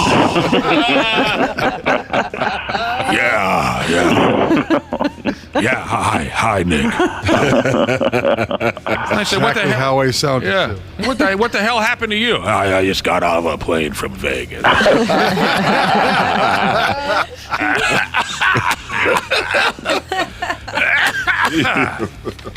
But the wife was cheery as hell. She just, hello. Of course she is. I like the salad. Like she just dropped out of a Vogue magazine. She could handle her booze. Love Roseanne. Yeah, she's I don't know if love is the word, but it's a real word, man. 4 letters. Maybe it's the word that you use. Right. All right, so the home opener for the Twins, they're already talking about what they're going to do. They're going to do the breakfast on the plaza, right? Breakfast they always do the breakfast on the... it's always fun. They're going to have the old-timers at the gates. They're going to have Morneau and Oliva, Tom Kelly, Kent Herbeck, Dan Gladden, Kirby Puckett Jr., and Catherine Puckett. Joe Mauer will be there. Yeah, it's the Mauer countdown. The Mauer countdown. He's going to have a little something or another that it's 200 days until I go into the Hall of Fame. Then the next day, that whole thing. Yeah. It's a good thing they open on the road next week, though, with the weather we're supposed to get. Pretty bad. Yep. By damn if Dick Bramer ain't going to be there. Yeah. They're going to celebrate Dick's career. Talk about how he's, moved on, and or they moved him on, whatever the case was, and he's going to throw out the first pitch. And we'll have Dick on starting next Tuesday throughout the baseball season. Fantastic. That's so exciting. Yeah, he agreed to do it again. We're really excited Fantastic. about That's great. Pre-game flyover, Josh. I know. I love him. So cool. And they're going to honor the Burnsville first responders. That's great. What a nice thing. Well, we'll talk more about that when we get closer. Tell you what, the Twins do everything right. They're classy. They are on top of everything that's happening in the community. They get it. They're thorough about it. They just do a great job. It was sweet. One year for the Twins home opener, they brought a bald eagle out for the national anthem. And then all of a sudden the eagle took off and it flew at one of the players and landed on him. It was great. They do a phenomenal job of staying connected with their alumni too, and weaving them back into things better than any team in That's town. all Really, Dave St. Peter. It absolutely is. Dave St. Peter is the reason why they do what they do. Yep. Yes. I was at that game when the eagle attacked. It was the Seattle Mariners starting pitcher. Yeah, it was. And it was a deadly eagle attack. He lived. Just barely, though. He made it, and he pitched. What else is going on around here? Yeah, we got a Minnesota Wild update here in about 12 minutes. I'm just trying to time this out right. You see where I'm at, Cubby? I got a lot of basketball stuff. You see what I'm saying? Yeah, there's a big stack of stuff going on. But the hockey stuff isn't as thick as the... how about this? Get ready to... speaking of... Randy was making, masturbation jokes. You NFL dorks, get ready to jack it. If you were a fan of the Netflix quarterback series, then you'll surely want to tune into their latest series. It's called Receiver. I'll be watching. Yeah, I'm pretty excited about this. They got JJ on there. I don't know how you guys can watch this crap. Oh, they do a nice job. Yeah, they really do. I mean, I've noticed, like, a lot of times, it seems like shows like that, even if you're not necessarily interested in the topic beforehand, they do such a good job. It is interesting. Although, last time I just watched The Cousin, after the first episode, I skipped through everybody else. Just watched The Cousin stuff. You did? Yeah. Wasn't it because Karen made you sick? No, he wasn't a part of it. It was Brittany Mahomes. Brittany Mahomes. Yeah, it was. Yeah, she became a part of it. It wasn't supposed to be as much about her, but... Yeah, I thought they did a really nice job with that. So this one's going to follow around all those diva wide receivers that drive me nuts. I bet Justin Jefferson's a good guy. Maybe we'll learn otherwise, but he seems like a nice kid.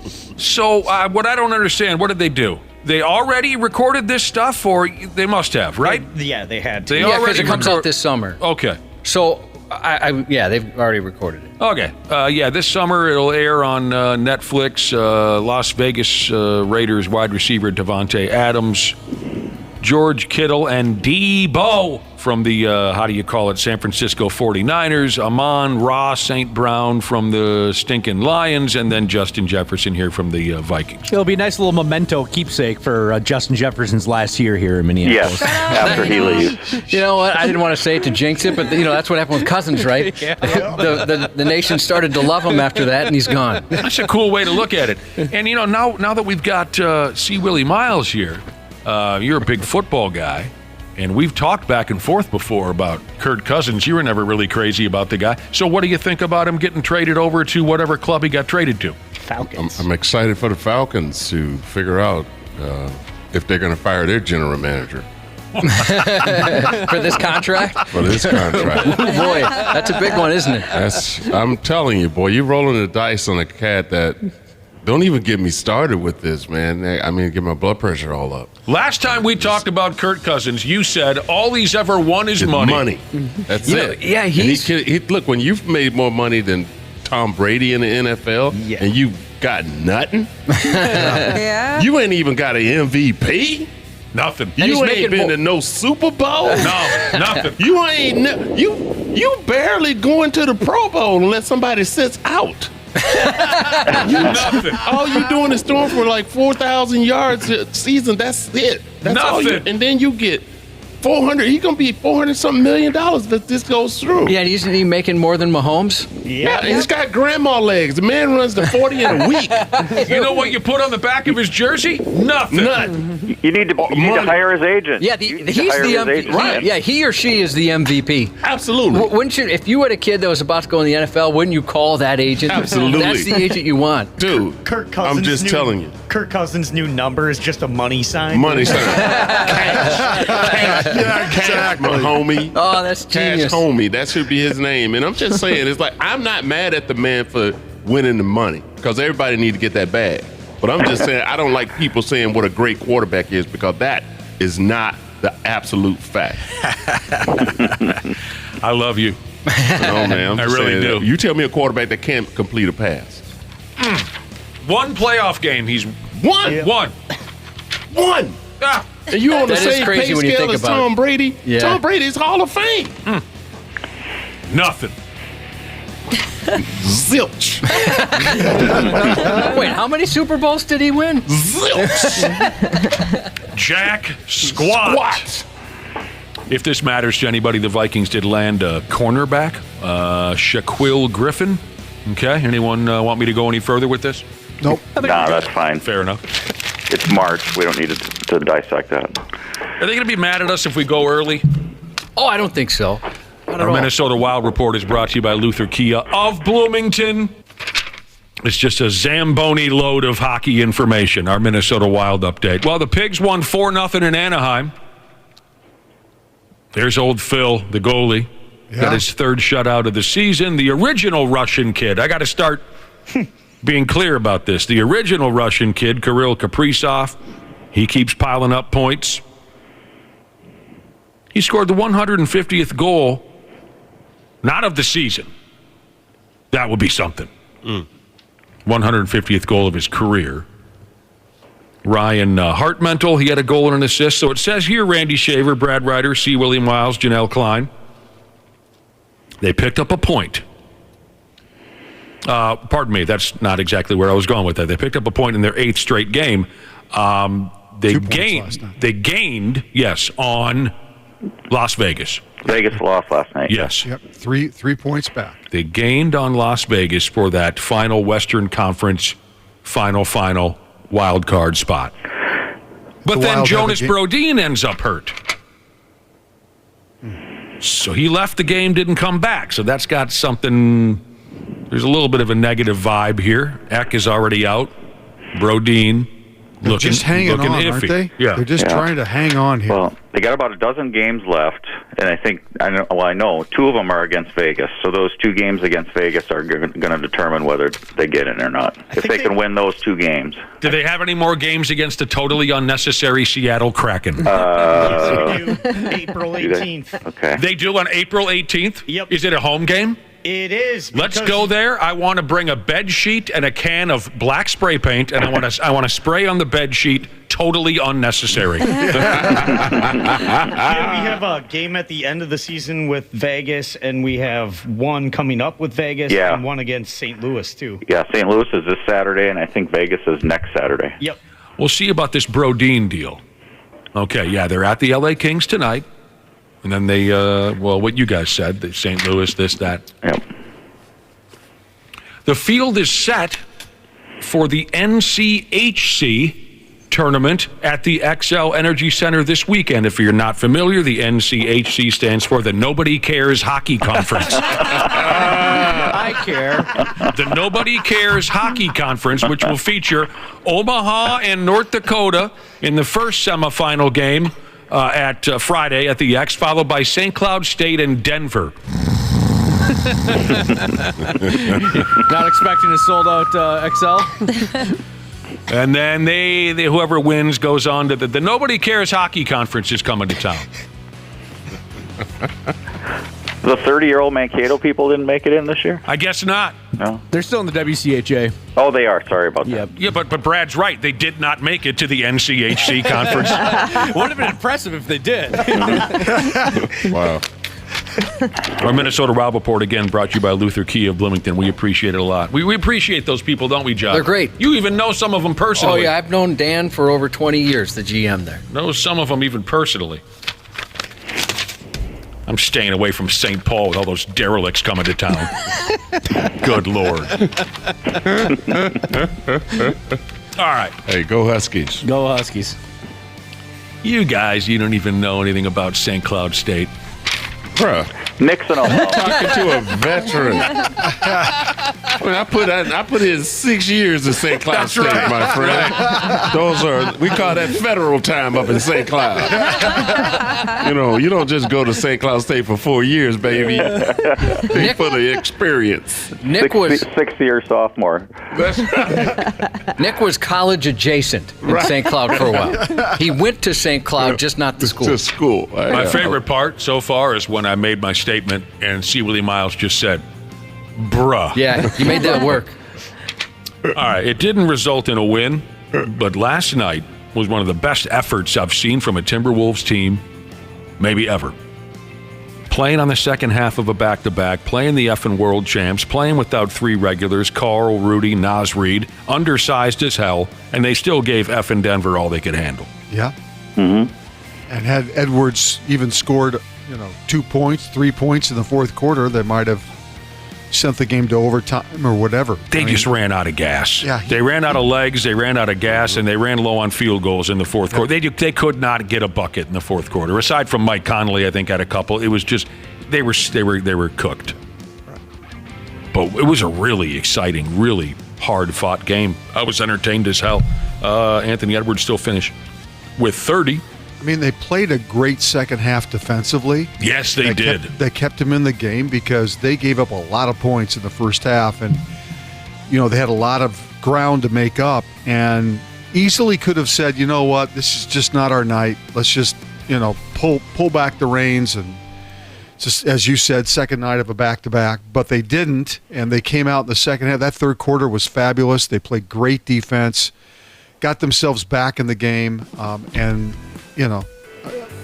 a made shot at the end here or there, they might have been able to extend that ball game last night. But great effort, no doubt. Mm-hmm. I mean, Kyle Anderson and Luke Garza had to guard Jokic all effing night long. Those boys, I bet, are exhausted. Did you see Garza towards the end of the game? He looked like he just stepped out of the shower. He was just sweating. He was done. Great experience for him, though. Because, and they need that. You sometimes you sit there and you watch their games and you see Garza doesn't even dress for the game, right? And you wonder, God, what motivates a guy like that? I mean, he's probably practicing his tail off, every day and not getting into games. And obviously, it's a business and you're getting paid and all that stuff. But finally, when the opportunity comes, the kid does step up when he gets the chance to play. Well, he's in a weird spot because he's absolutely, if you've paid any attention the last 2 or 3 years, he's torn it up in the G League. Oh, yeah. Like he doesn't belong there. Right. But there's not really a spot for him here right now. So he goes down to the G League, Brad Ryder, and scores like 35 points a night. Yeah, that's what I'm saying. Yeah. I mean, he's like a 30-20 guy down there, so he doesn't belong there, but there's nowhere for him here when Carl and Naz are healthy, so he's just got to bide his time. Has he hit you up on Instagram yet, Janelle, Luka Garza? Maybe. Slid into a DM or two? I can see you two just showing up at all the clubs, and everyone like, damn, The Wolves host Cleveland Friday night. But, man, did we know this yesterday? Did we know that Anthony Edwards' dunk gave John Collins a concussion? Outside of they said he was injured, but they didn't say concussion until yesterday afternoon. See, Willie Myles, did you see that dunk? Of Anthony Edwards. What day is it today? Wednesday. It's amazing. It was Monday night, Tuesday night. Monday night. I mean, that was. I mean, when that poster comes out, that's a forever poster, man. Oh, yeah. I'm hanging that in the garage. Yeah, I want to get that too. When that poster comes out. I mean, your junk gives somebody a concussion. Yeah. He didn't just dunk on a guard either. No. I mean, that's a big guy. Dude. How do you tell? How'd you get a concussion? Man, I don't want to talk about it. Right. It's personal. I bet he just dreaded checking his phone after the game. Man, I bet he got so many memes sent to him. Like, that was beastly. I just changed my number at that point. John Collins is not a happy guy. No. Not a happy guy. That facial is forever. Like, when you start a fight with somebody, they're just going to look at you and start laughing like, bruh. Yeah. Why would you want to start a fight with me? You get that off your face first. Yeah. You still got a little You still got fresh nuts on your face. Brush that up. Right. You got like a mushroom stamp right there, son. Right. Is that an ingrown hair on your face? What is that? Oh, no, I'm sorry. That's leftover. That's Edwards' nuts. Right. A buddy of mine, Doug West, when he played for the Timberwolves. Yeah. Boy, could he get up and dunk the basketball. Mm-hmm. A buddy of mine, when we were young guys, went to Phoenix for some family event and ended up going to see the Wolves play the Phoenix Suns. This is like 1990, 1991, the early years of the Timberwolves. And he said, Doug West got so high up for a dunk that he hit a guy in the face with his nuts. Right. And my pal said he just, to this day, he can remember everything. It was just incredible to watch him just... Good Lord. Just teabag a guy on the court. What are you going to do? I mean, he's in the way, right? I'm trying to dunk Right. What's the old song say again, Josh? Bubba basketball. Give me the ball because I'm going to dunk. That's the name of the game. And then when we were talking about it yesterday, I mentioned, you got to watch slow motion. You got to see the facial expressions. Oh, my God. And we noted this yesterday, but a lot of websites picked up on it later on. Kyle Anderson. Where it looks like his eyes are going to pop out of his head. Right. After, if you want to look. That makes it so much better. If you haven't seen that, you should watch that. He's got such an awesome expression. Like, even he doesn't understand how that happened. Well, I don't even know what I just saw.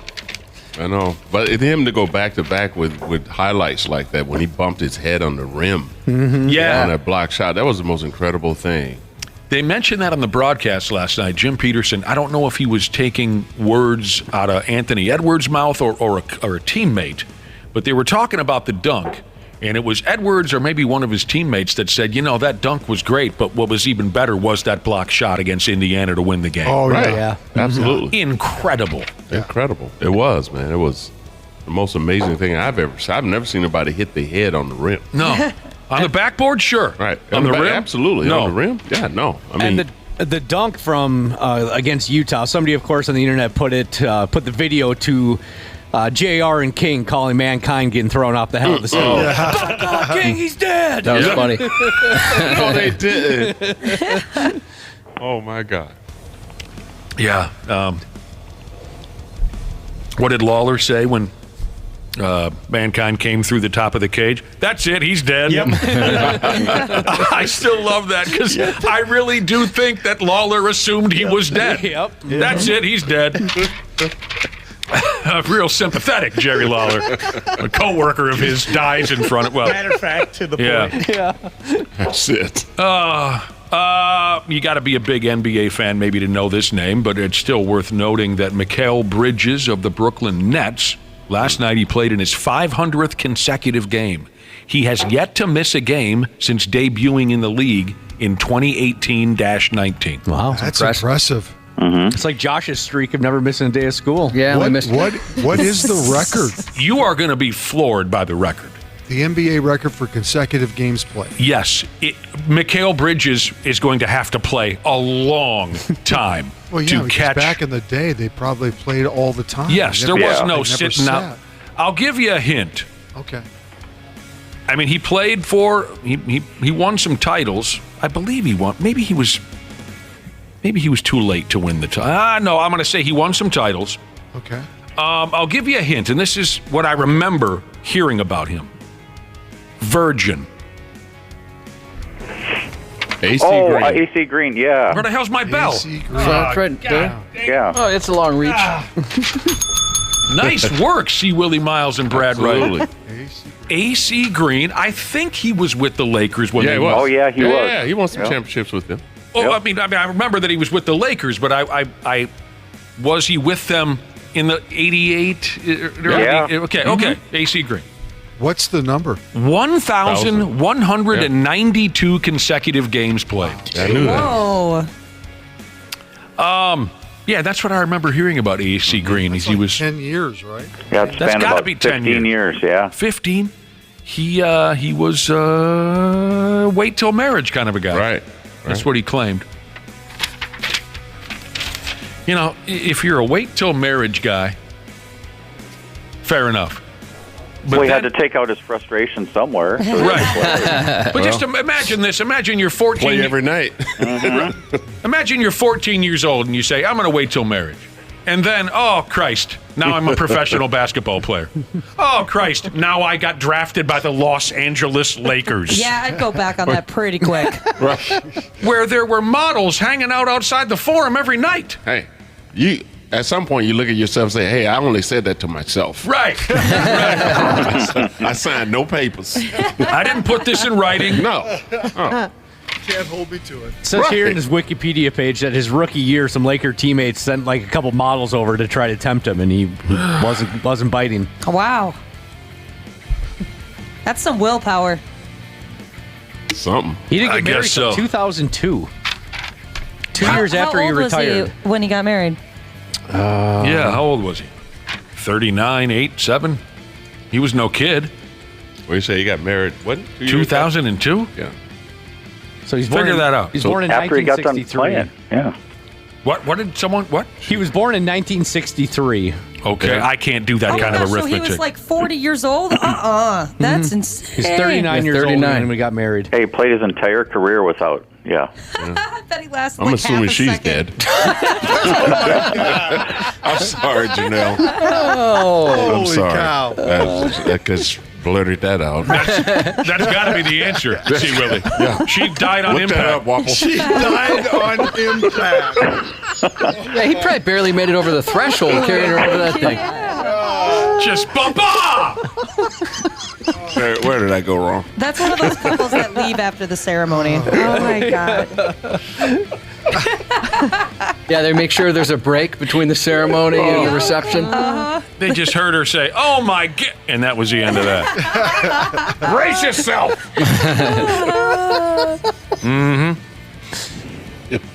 Golden Gopher basketball team won last night in the National Invitational Tournament. They beat Butler. That's nice. Come on, Indiana State. Yeah. Yeah. We want to see cream. Steph Blurry. We want to see Steph Blurry. Indiana State plays tonight versus Southern Methodist University. The winner gets the Golden Gophers, and we want Steph Blurry. Yes. Great game last night. They won by 1 point. Free throw shooting won it for him in the ass end. Dawson Garcia had a great game. The next round of the first four. Is that how they still say it? The first four? Yes. In the NCAA. Yes, for the NCAA tournament. Right. Yes. Winners last night, Colorado State and Wagner. Tonight, Grambling State. Yes, I got that correct. Grambling State plays Montana State. Colorado, of course, coached by Deion Sanders, takes on Boise State. Hilarious. Let's see if there's anything interesting in here. Who was this website that did this, Josh? I suck. I always forget to. Which story? They took a poll of every head coach in this year's NCAA basketball tournament to find out their favorite band. That was. I'll look up in a second. Okay. Every coach coaching in this year's tournament, they asked him, "Who's your favorite band?" Well, there's a lot of this like country rock stuff that makes me sick. This was USA Today for the win. Their sports for the win. Let me see if I can find some. Danny Sprinkle, interesting name. Danny. If some of you older folks remember, there was a porn star for a while named Annie Sprinkle. I wonder if they're. It's just Danny Sprinkle. Prince, Utah State. Danny Sprinkle. If Prince is his favorite. Look at this. Will Wade, the head coach of Montana State, and Bill Self, the head coach of Kansas, both select Earth, Wind, and Fire as their favorite band. Dude. That is an excellent choice. That's in my top 5. Something happened along the way. That's not it. I saw them in Vegas. One of the best shows I've ever seen. And I'm going to ask you to go falsetto on that. After the love is gone. There you go. Mm-hmm. Bring it on down. Dana Altman, good taste, head coach of the Oregon Ducks. Favorite band is the Eagles.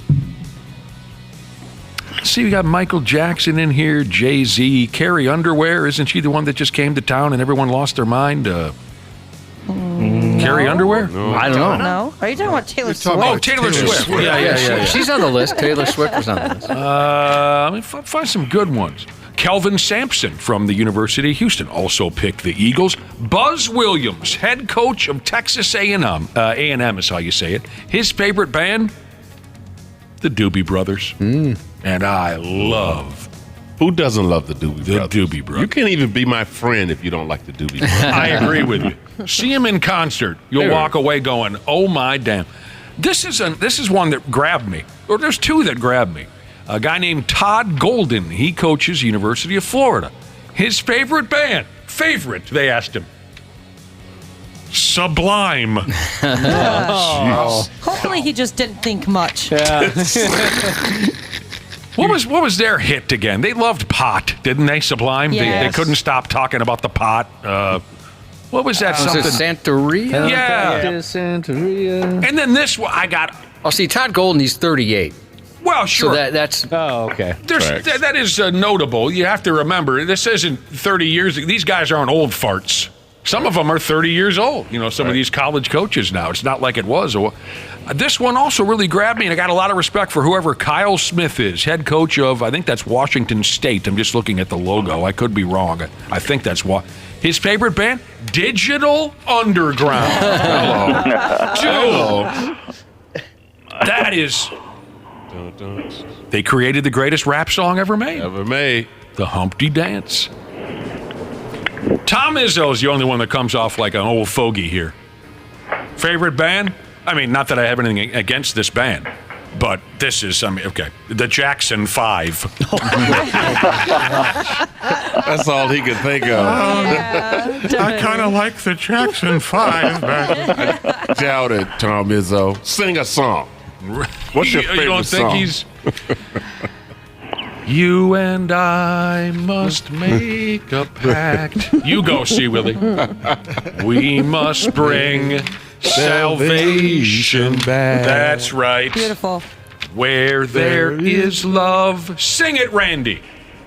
I'll be there. That wasn't Randy.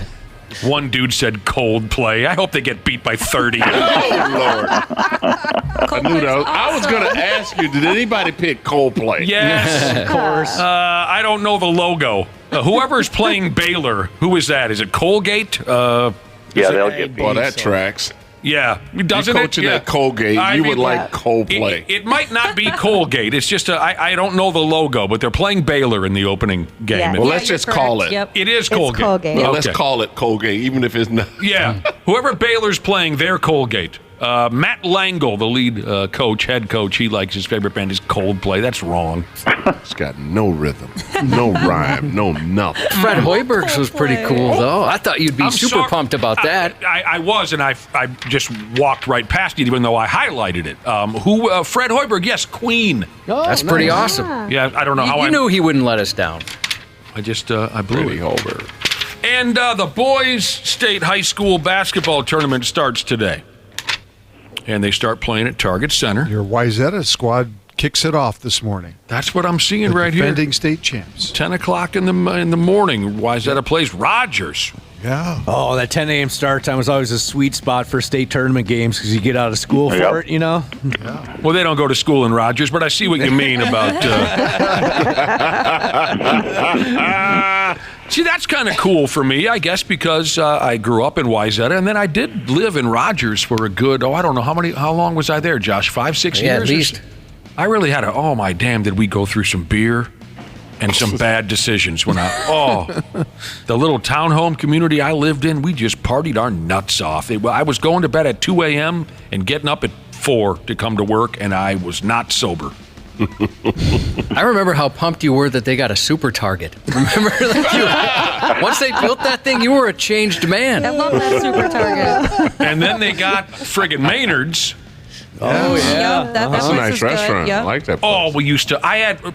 See, Willie and Myles, on Saturdays, I would eat all 3 of my meals at Maynard's and Rogers. Is that right? Yes. There's so much up there now. Yeah, it's crazy now. But So me and my much. buddy Joey would sit down 10 a.m. on a Saturday, and we'd eat breakfast, lunch, and dinner and just stare at the TVs and the pretty girls. We were total train wrecks. It was Also, you disgusting. didn't go and come back. You just stayed. Stayed. Yeah. Yeah, I'm sorry. I didn't make That's that clear. commitment. Yeah, No, you didn't. That's we never commitment. left. That's we never commitment. left. Farmington plays Cretan Dareham Hall, Park Center, and Egan. What weak-ass division do they play in? Egan in the state tournament. And then Minnetonka versus... Oh, no, Coon Rapids. Oh, The gross. first Who state would ever tournament live in appearance Coon since like Rapids? 1983. Talk about not going to school.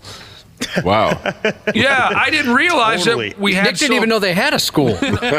I didn't realize we had so many, personal connections in just the opening round of the boys' state tournament. The Wyzetta Rogers thing. Brad Ryder, Josh, and Dana think that Egan is a real town. And then Ashley recently moved her carcass to Coon Rapids. What? Yeah, yes, sir. Yeah, Waffle, what are you bringing to the state high school basketball tournament? Absolutely nothing. Well, wait a minute. We don't know that for sure. Do you have any connections to Totino, Grace, Stewartville, Orono, De La Salle, Mankato, Orono? East Chisago Lakes, Alexandria, Minneapolis South? I played soccer with kids from Chisago Lakes. Close enough. You're rooting for Chisago. Are you an Orono guy, see, Willie? Yeah, man. My buddy Barry Waller coaches there. Oh. He played for us up at St. Cloud State. Oh, yeah. Dude. Yeah, I'm always rooting for Barry, man. He's a good guy. Oh. Great coach. I didn't. Kids love him. I'm glad to hear that. I didn't realize. Okay, all these teams are playing today. Yes. Target Center, Williams Arena. Okay, I got one more list to go. There's one more list of quarterfinal games today. Breck. Yeah, good. No one has a connection to Breck. Good. My college roommate coached football there for a while. So no connections. Yeah, I was hesitant to say it because it is a bit of a reach. Waseca. I knew a guy from Waseca. Pequot. My buddy Hot Tub lives up by Pequot. Minnehaha Academy, Albany, Jackson County Central, Lake City, and Pelican Rapid. Albany, yes. Albany. What did I say? Albany. What am I saying wrong? You're saying Albany. Albany. Well, that is... I know. To me, it should have 2 L's, but apparently it doesn't. That is the information that I have on this topic. And we can cover the other series of games tomorrow, but that's how they do it, Randy Shaver and Brad Ryder. Final score, South Korea. Dodgers win 5-2. Major League Baseball is underway. Nice. That is exciting. This for the next 9 months of baseball. Yeah. Jimmy the crickets. That is exciting. Shohei had 2 hits today. Did he? First RBI as the Dodger. Yes. Wow. So no fireworks. We got to hope that the Dodgers fail, though, right? Yeah. Yes. That's way more fun if they fail terribly. Right, right Randy? I have a hard time believing this team, unless they're absolutely decimated by injuries, will fail. There's just too many stars on that team. That's what would make it funnier. Yeah. Oh, no doubt. Yeah. But I'm just saying, I just find it hard to believe. When Mookie Betts has to play shortstop because you've got too many star players on your team, don't complain. I think you're in. Yeah, I think you're in good shape. Yeah, he didn't even complain. Sure, whatever. Hell of a deal. Yeah. I just want to be on the team. Well, we got to go. Thanks, Randy and Brad. Yep. And Janelle and C. Willi are sticking around. We'll be back in a few minutes here on the program. Half-assed morning show. They're loud, they lose control, they do their little circus act, they're a nuisance. 93X. Grace here, customer service rep at Standard Heating and Air Conditioning. Our customers are our top priority, whether that's providing same-day service or solving a cooling issue for that addition on your home. Ashley, tell our listeners about this month's AC specials. Get started on your spring cleaning checklist now. With the weather warming up, it's the perfect time to get your AC tuned up with Standard Heating and Air Conditioning. Get $40 off a furnace or AC tune-up, or double your savings and get $80 off when you get them done at the same time. Visit standardheating.com to save now. What companies deserve your hard-earned dollar? Which would you want to work for? How can you know if they share your values? Just ask us. Just Capital is a nonprofit that tracks who really means business in supporting workers, customers, communities, the environment, and shareholders. We measure progress, track success, and help them be better. When you see the Just Capital seal, you know what's real, because just business is better business. Visit justcapital.com to learn who makes your dollar count. KARE 11's Janel Klein. This is the 93X Half-Assed Morning Show. Yeah, we're back. Welcome back to the, 93X Half-Assed Morning Show. We have 2 of our friends hanging out in studio with us today, television star Janel Klein and stand-up comic C. Willi Myles. It's a wonderful thing. Always a wonderful thing to see one or both of you, and we got both of you at the same time. Look at the look on my face. How do we get so lucky? You can't wipe the smile off my face. I don't know. It looks joyful. Yeah. Can't wipe. You got shows coming up, C. Willi? God, I got nothing. What? Man, I've been... my last good. 2 months, January, February was awesome. And let me just shout out to all the 93X fans that came to my shows, man, up in... I call it O-Town now because I guess I wasn't saying it right. In Otsego. Otsego. Yeah, see, I still can't say it right. So I just call it O-Town now. O-Town. So, and literally down in Faribault and Fairmont and up in Spring Lake Park and at the Crooners. I mean, I had so many X fans. I can't remember them, but I just know they all started with Jesus. And but they were so nice, man. I had a super good time with a lot of them, man. They all came up to me and was like, good to see you in person. And I'm like, are you sure? They were sure. And they said, they said, we've seen Josh and Nick in person, so it was nice to see somebody. That's great to hear. Yeah, honestly. Nice to see somebody good looking in person. That's kind of what they were saying. I didn't want to say that because I appreciate you guys having me on. Somebody very humorous, a natural gift for something like that. Yeah, that was like their words. It's almost like you were there. That's what they said. We do always talk about we're very lucky. It's awesome meeting listeners of 93X. They're always good to us. Even the ones that aren't. It's kind of a fun banter, and We really are the is. cleverest and funniest people out there, by far. That's just not just lip service. We truly believe That's that. honest to God truth. Down in February, that woman, she was like, her husband said she wants to come up and she's shy. I'm like, how are you a 93X fan and you shy? Right. Right. A lot of them are wild. Right. Yeah. I said, there's no way that you're a real fan if you're shy. She came right on up to me, gave me a big hug, took a photo with her and everything. It was really, really super nice. Here's Swamp Stomping Jesus, who said he took 4 friends to see your show in O-Town. Yeah. And then he closes out with this message: sleeping pills go with Jell-O. What the hell is he telling? Is that one of your jokes? Nope. I don't know what. He did say you've got 4 new friends, or fans now. Hey, Swamp Stomping Jesus, go talk to somebody. Yeah. That's concerning that you put that. Janelle, you got any shows coming up? No, I don't. No shows coming up? Are people nice to you when they meet you? Usually. Usually. You sounded scared when you said that. Yeah. But both of you have some downtime now. Is that what I'm assuming? Yeah. I took off some time for real because honestly, January and February, between that and some other stuff that was going on with my family down south and stuff, and so I was traveling a lot. And then I've been to Arizona for quite a bit.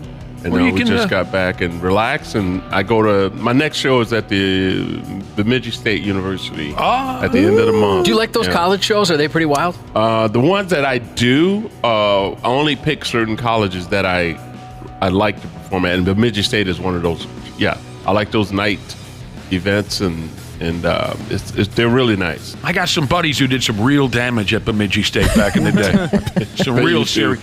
Well, now the both of you have downtime. You can just get into the beer and watch college basketball. See, Willi, you can get a vasectomy if you want to. Right. This is when they do it. Yeah, that's when all the vasectomies happen. True. I don't need it now. I'm done. My blanks. All I have is blanks. That's what I've been doing the majority of all my life. Yeah, me too, unfortunately. Janelle and C. Willi, do either one of you, do you spend any time on Wikipedia? Well, first off, do you have your own Wikipedia page? I do. I don't know. See, Willi. I never. I don't know. I've never. I would think so. I've never looked myself up. Oh, look it up, Wapple. And this would be great. You're not even aware of it, so we could read it off to you, and you can tell us if it's accurate or not. Oh yeah, well. C. William Wikipedia page, Janel Klein.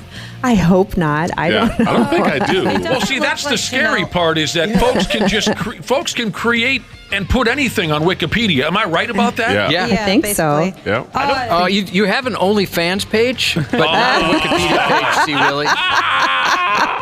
Janelle, you don't have a Wikipedia, but you are on IMDb, which is pretty cool. Yeah. That's even more impressive. Now, what exactly is IMDb? It's Internet Movie Database. Yeah. You've used it before, where you put in your favorite movie or actor or whatever to look up something for like TV and film. So, Janelle, they mentioned you're a television star and where you've worked. Is that what I'm hearing from you, Ashley? Yep, that's exactly Did you even know that, Janelle? I don't even know what that is. Okay. Is she really? Where are you? Janel Klein. There's a couple of Janel Kleins here. Oh, is that right? Well, are you sure it's our Janelle? Yeah, Janel Klein is a freelance anchor and reporter for an NBC affiliate. I'm looking right at her. KARE 11 TV. Does it mention the Jose Canseco thing or not? My biggest accomplishment. Oh, yeah, right. it mentions a CNBC docu-series where you were a producer. Did you produce? I have for them. Oh, so there you go. There's some weird stuff on Wikipedia. Do you want to go ahead and talk about some of the weird stuff?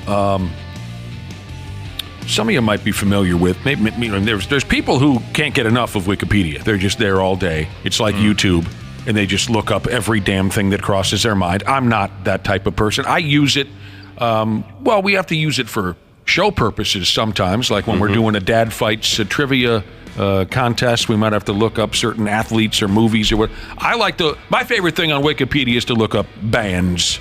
I do that all the time. And then, you'll click on a link and move to something else. I've gone down the rabbit hole for sure on Wikipedia. Yes. I just did that over the weekend. Big time. I like looking up stuff, information on old records or old tours.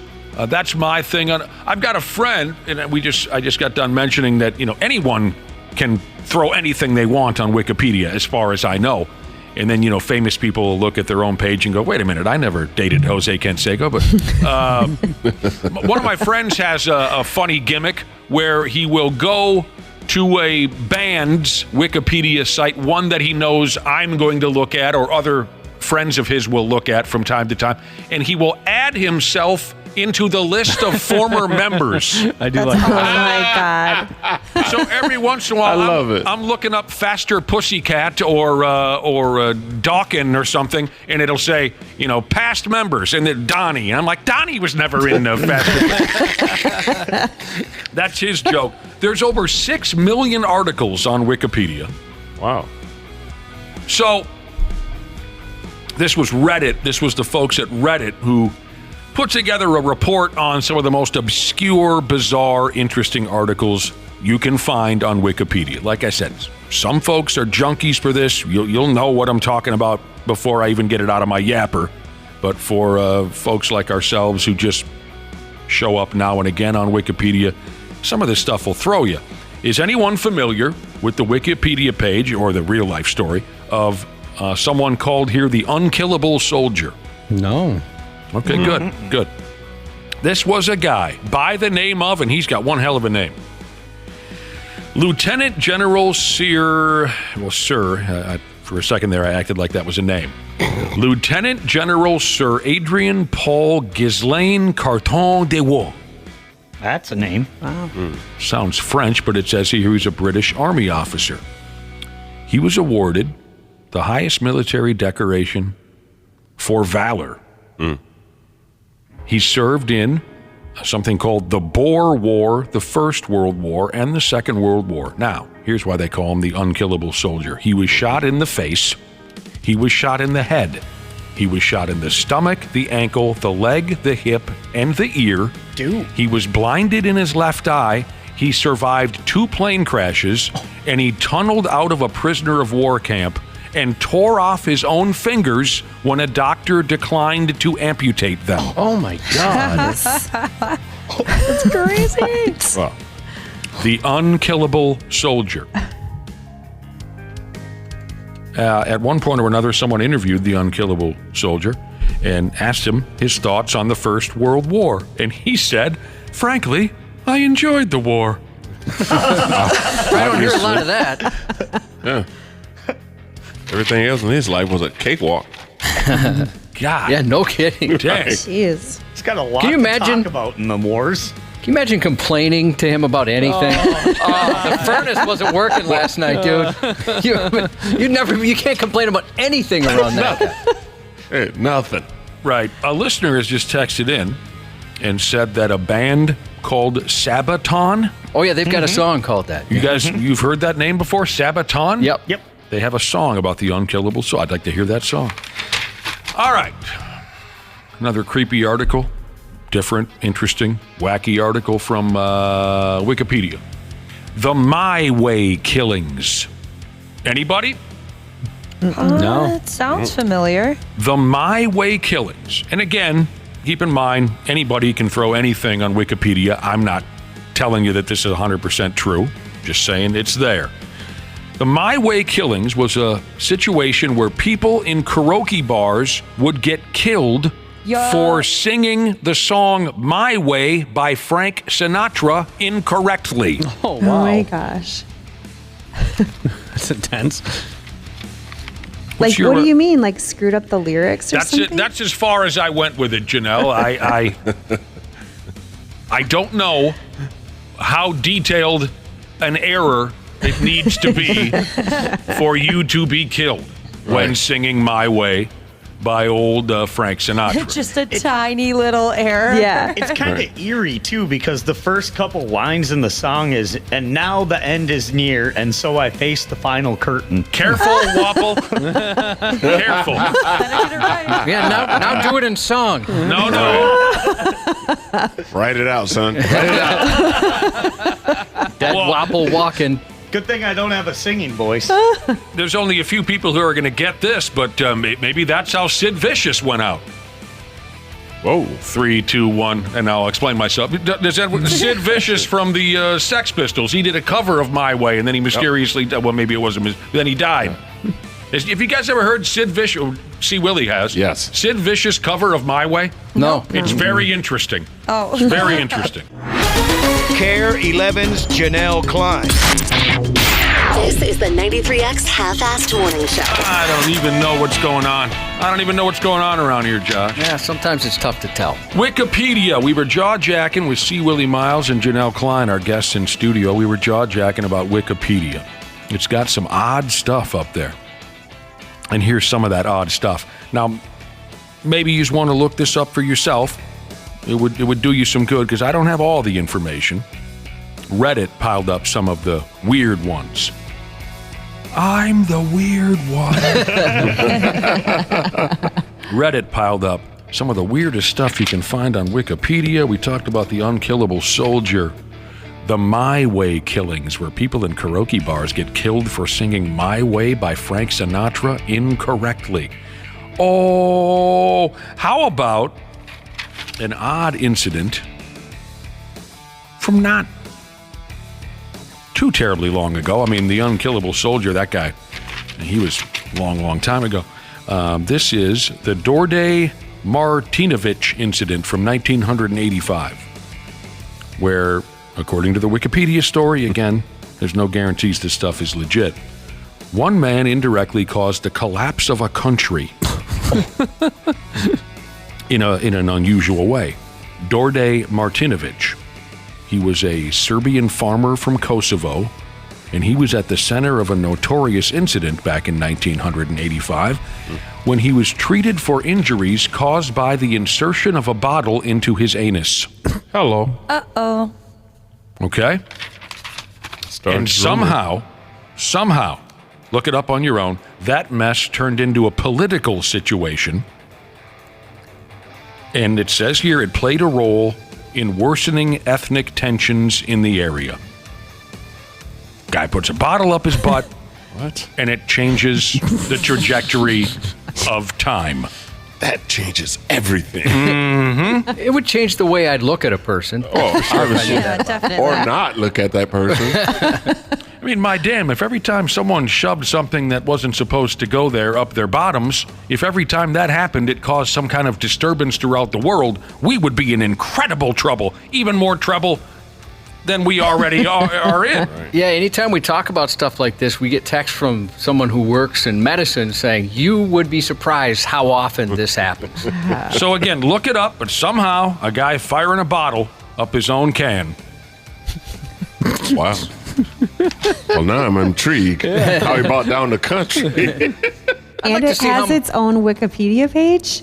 Apparently so. I Yeah, looked it up. It does. Apparently so, Janel Klein. Wow. I mean, there's a lot of info on there if you're interested. There's a docuseries for you there. Yeah, you know? right? Now, this has got to be a joke, but I can't be sure. It's Wikipedia. I can't be sure.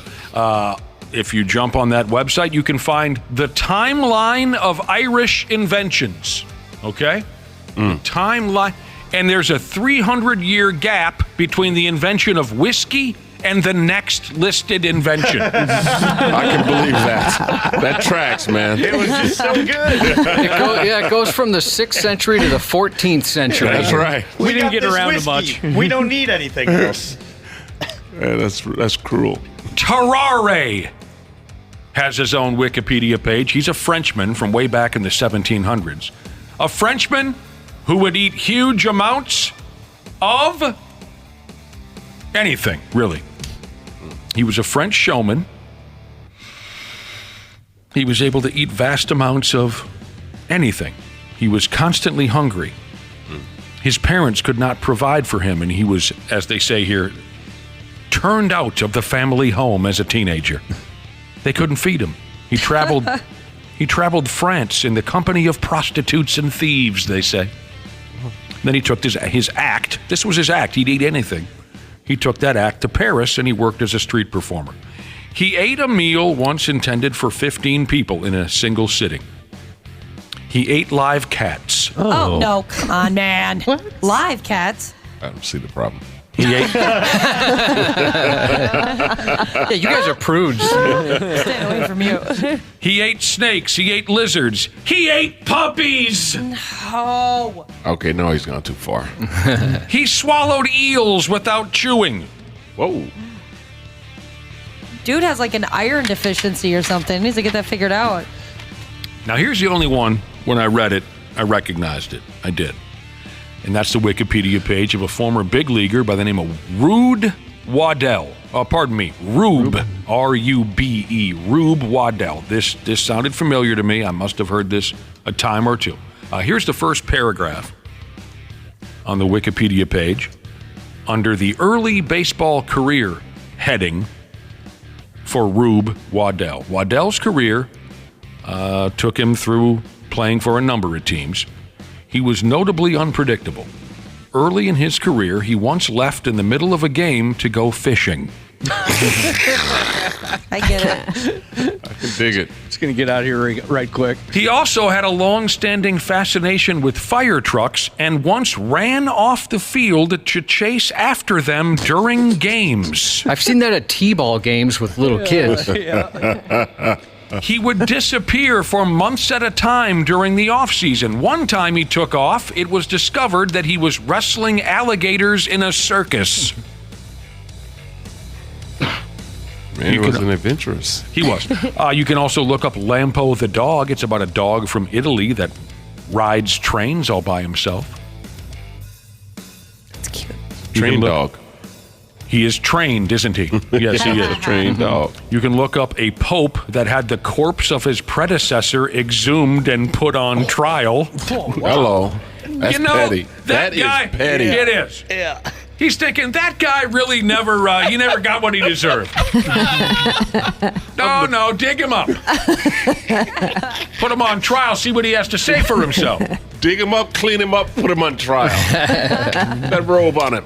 All right, just a couple more, and then we'll get out of here on the weird stuff you can find on Wikipedia. There's an elephant out there named Osama bin Laden. You must be a real prick of an elephant to get the nickname Osama bin. And the Gombe Chimpanzee War. Apparently, this was a real monkey war. That sounds awesome. And there you go. Oh, God. I gave you a lot of homework, didn't I, see, Willie? Yeah, you did, man. I got to go check and see if... I hope I don't have a Wikipedia page. Thank you very much, Janel Klein. Thank you. You know what I'm going to do today, you guys? What's that? I'm sitting here looking at the bracket, and Wapple informs me that I can potentially be part of your office pool. Fill it out. Yeah. I just emailed it to you, Janelle. Did you? Thanks, Dina. Yep. Fill it smooth out. I know absolutely nothing, but I'm going to just give this a shot. Will you do mine too? I don't feel like it. Oh, yes. Thank you. Yeah. What you just said, Janelle, has been uttered by many winners. Yes, this is true. Many this winners. is true. We welcome you with open arms Okay. into our stupid, no one follows college basketball very closely NCAA bracket. I'm very excited. See, Willie, you want in? No. But feel free to fill out my bracket if you'd like. Put my name on it. He had to think about that a little bit. Yeah. He was tempted. Thank you also, C. Willie Myles. Hey, man, thanks for having me. Appreciate it. Always great coming in and sitting in with you guys. Oh, yeah, we love having you guys in. Thank you so much. Thanks, you guys. Absolutely. Happy 31st to Iron Range, Jesus. And right now on the Luther Bloomington Kia text line, text the word biceps, B-I-C-E-P-S, to 651-989-9393. That's your shot to win tickets to WWE Monday Night Raw, coming to the X July 29th, furnished by XL Energy Center. Good luck. The 93X Half-Assed Morning Show. 93. The 93X Half-Assed Morning Show podcast is sponsored by Standard Heating and Air Conditioning. New episodes drop each weekday. If your podcast platform has ratings, go ahead and give us 5 stars and maybe give our enemies 1. Thanks, and here's a word from our sponsor. Get started on your spring cleaning checklist now. With the weather warming up, it's the perfect time to get your AC tuned up with Standard Heating and Air Conditioning. Get $40 off a furnace or AC tune-up, or double your savings and get $80 off when you get them done at the same time. Visit standardheating.com to save now.